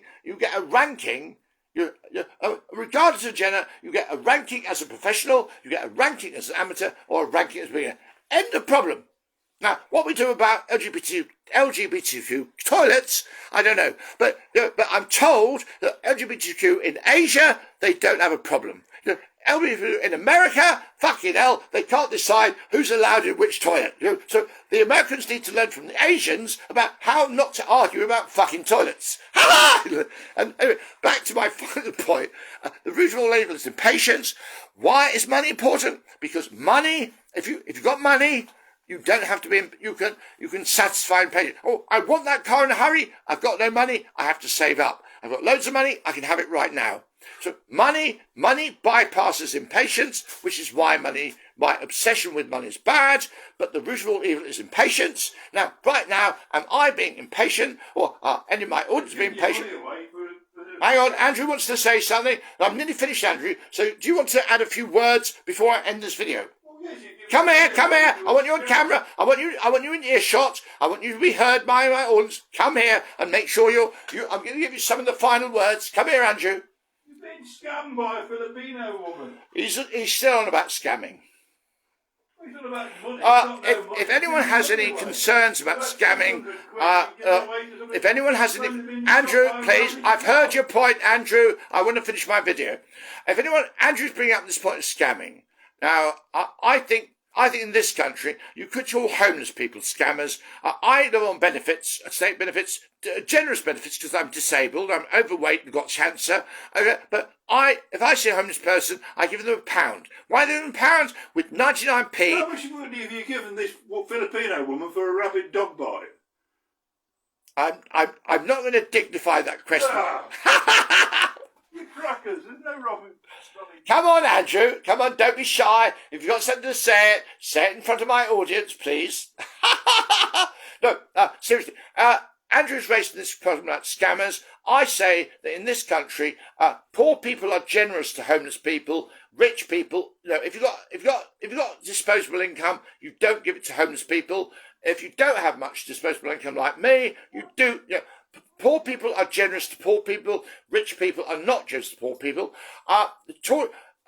Tory philosophy is based on a dim view of human nature, and socialist philosophy is based on an overly optimistic view of human nature. We need a realistic view of human nature, not a dim view, not an overly. We need the centrist view, which is being realistic. Different people are different. Be realistic about every person. Actually, it brings me to a point that's not in my notes. Something that's really, really useful, and it's a good place to end, is the importance of accurate self-image. If you think you're wonderful and you're not, that is not accurate self. If you think you're a pile of crap and you're not, that is not accurate self. But accurate self-image is really, really useful, and hopefully I have. By after 65 years, my self-image is pretty accurate. I hope. We shall see. Anyone thinks I'm deluding myself, please say so. My gateway email address is skydazzle1971@gmail.com.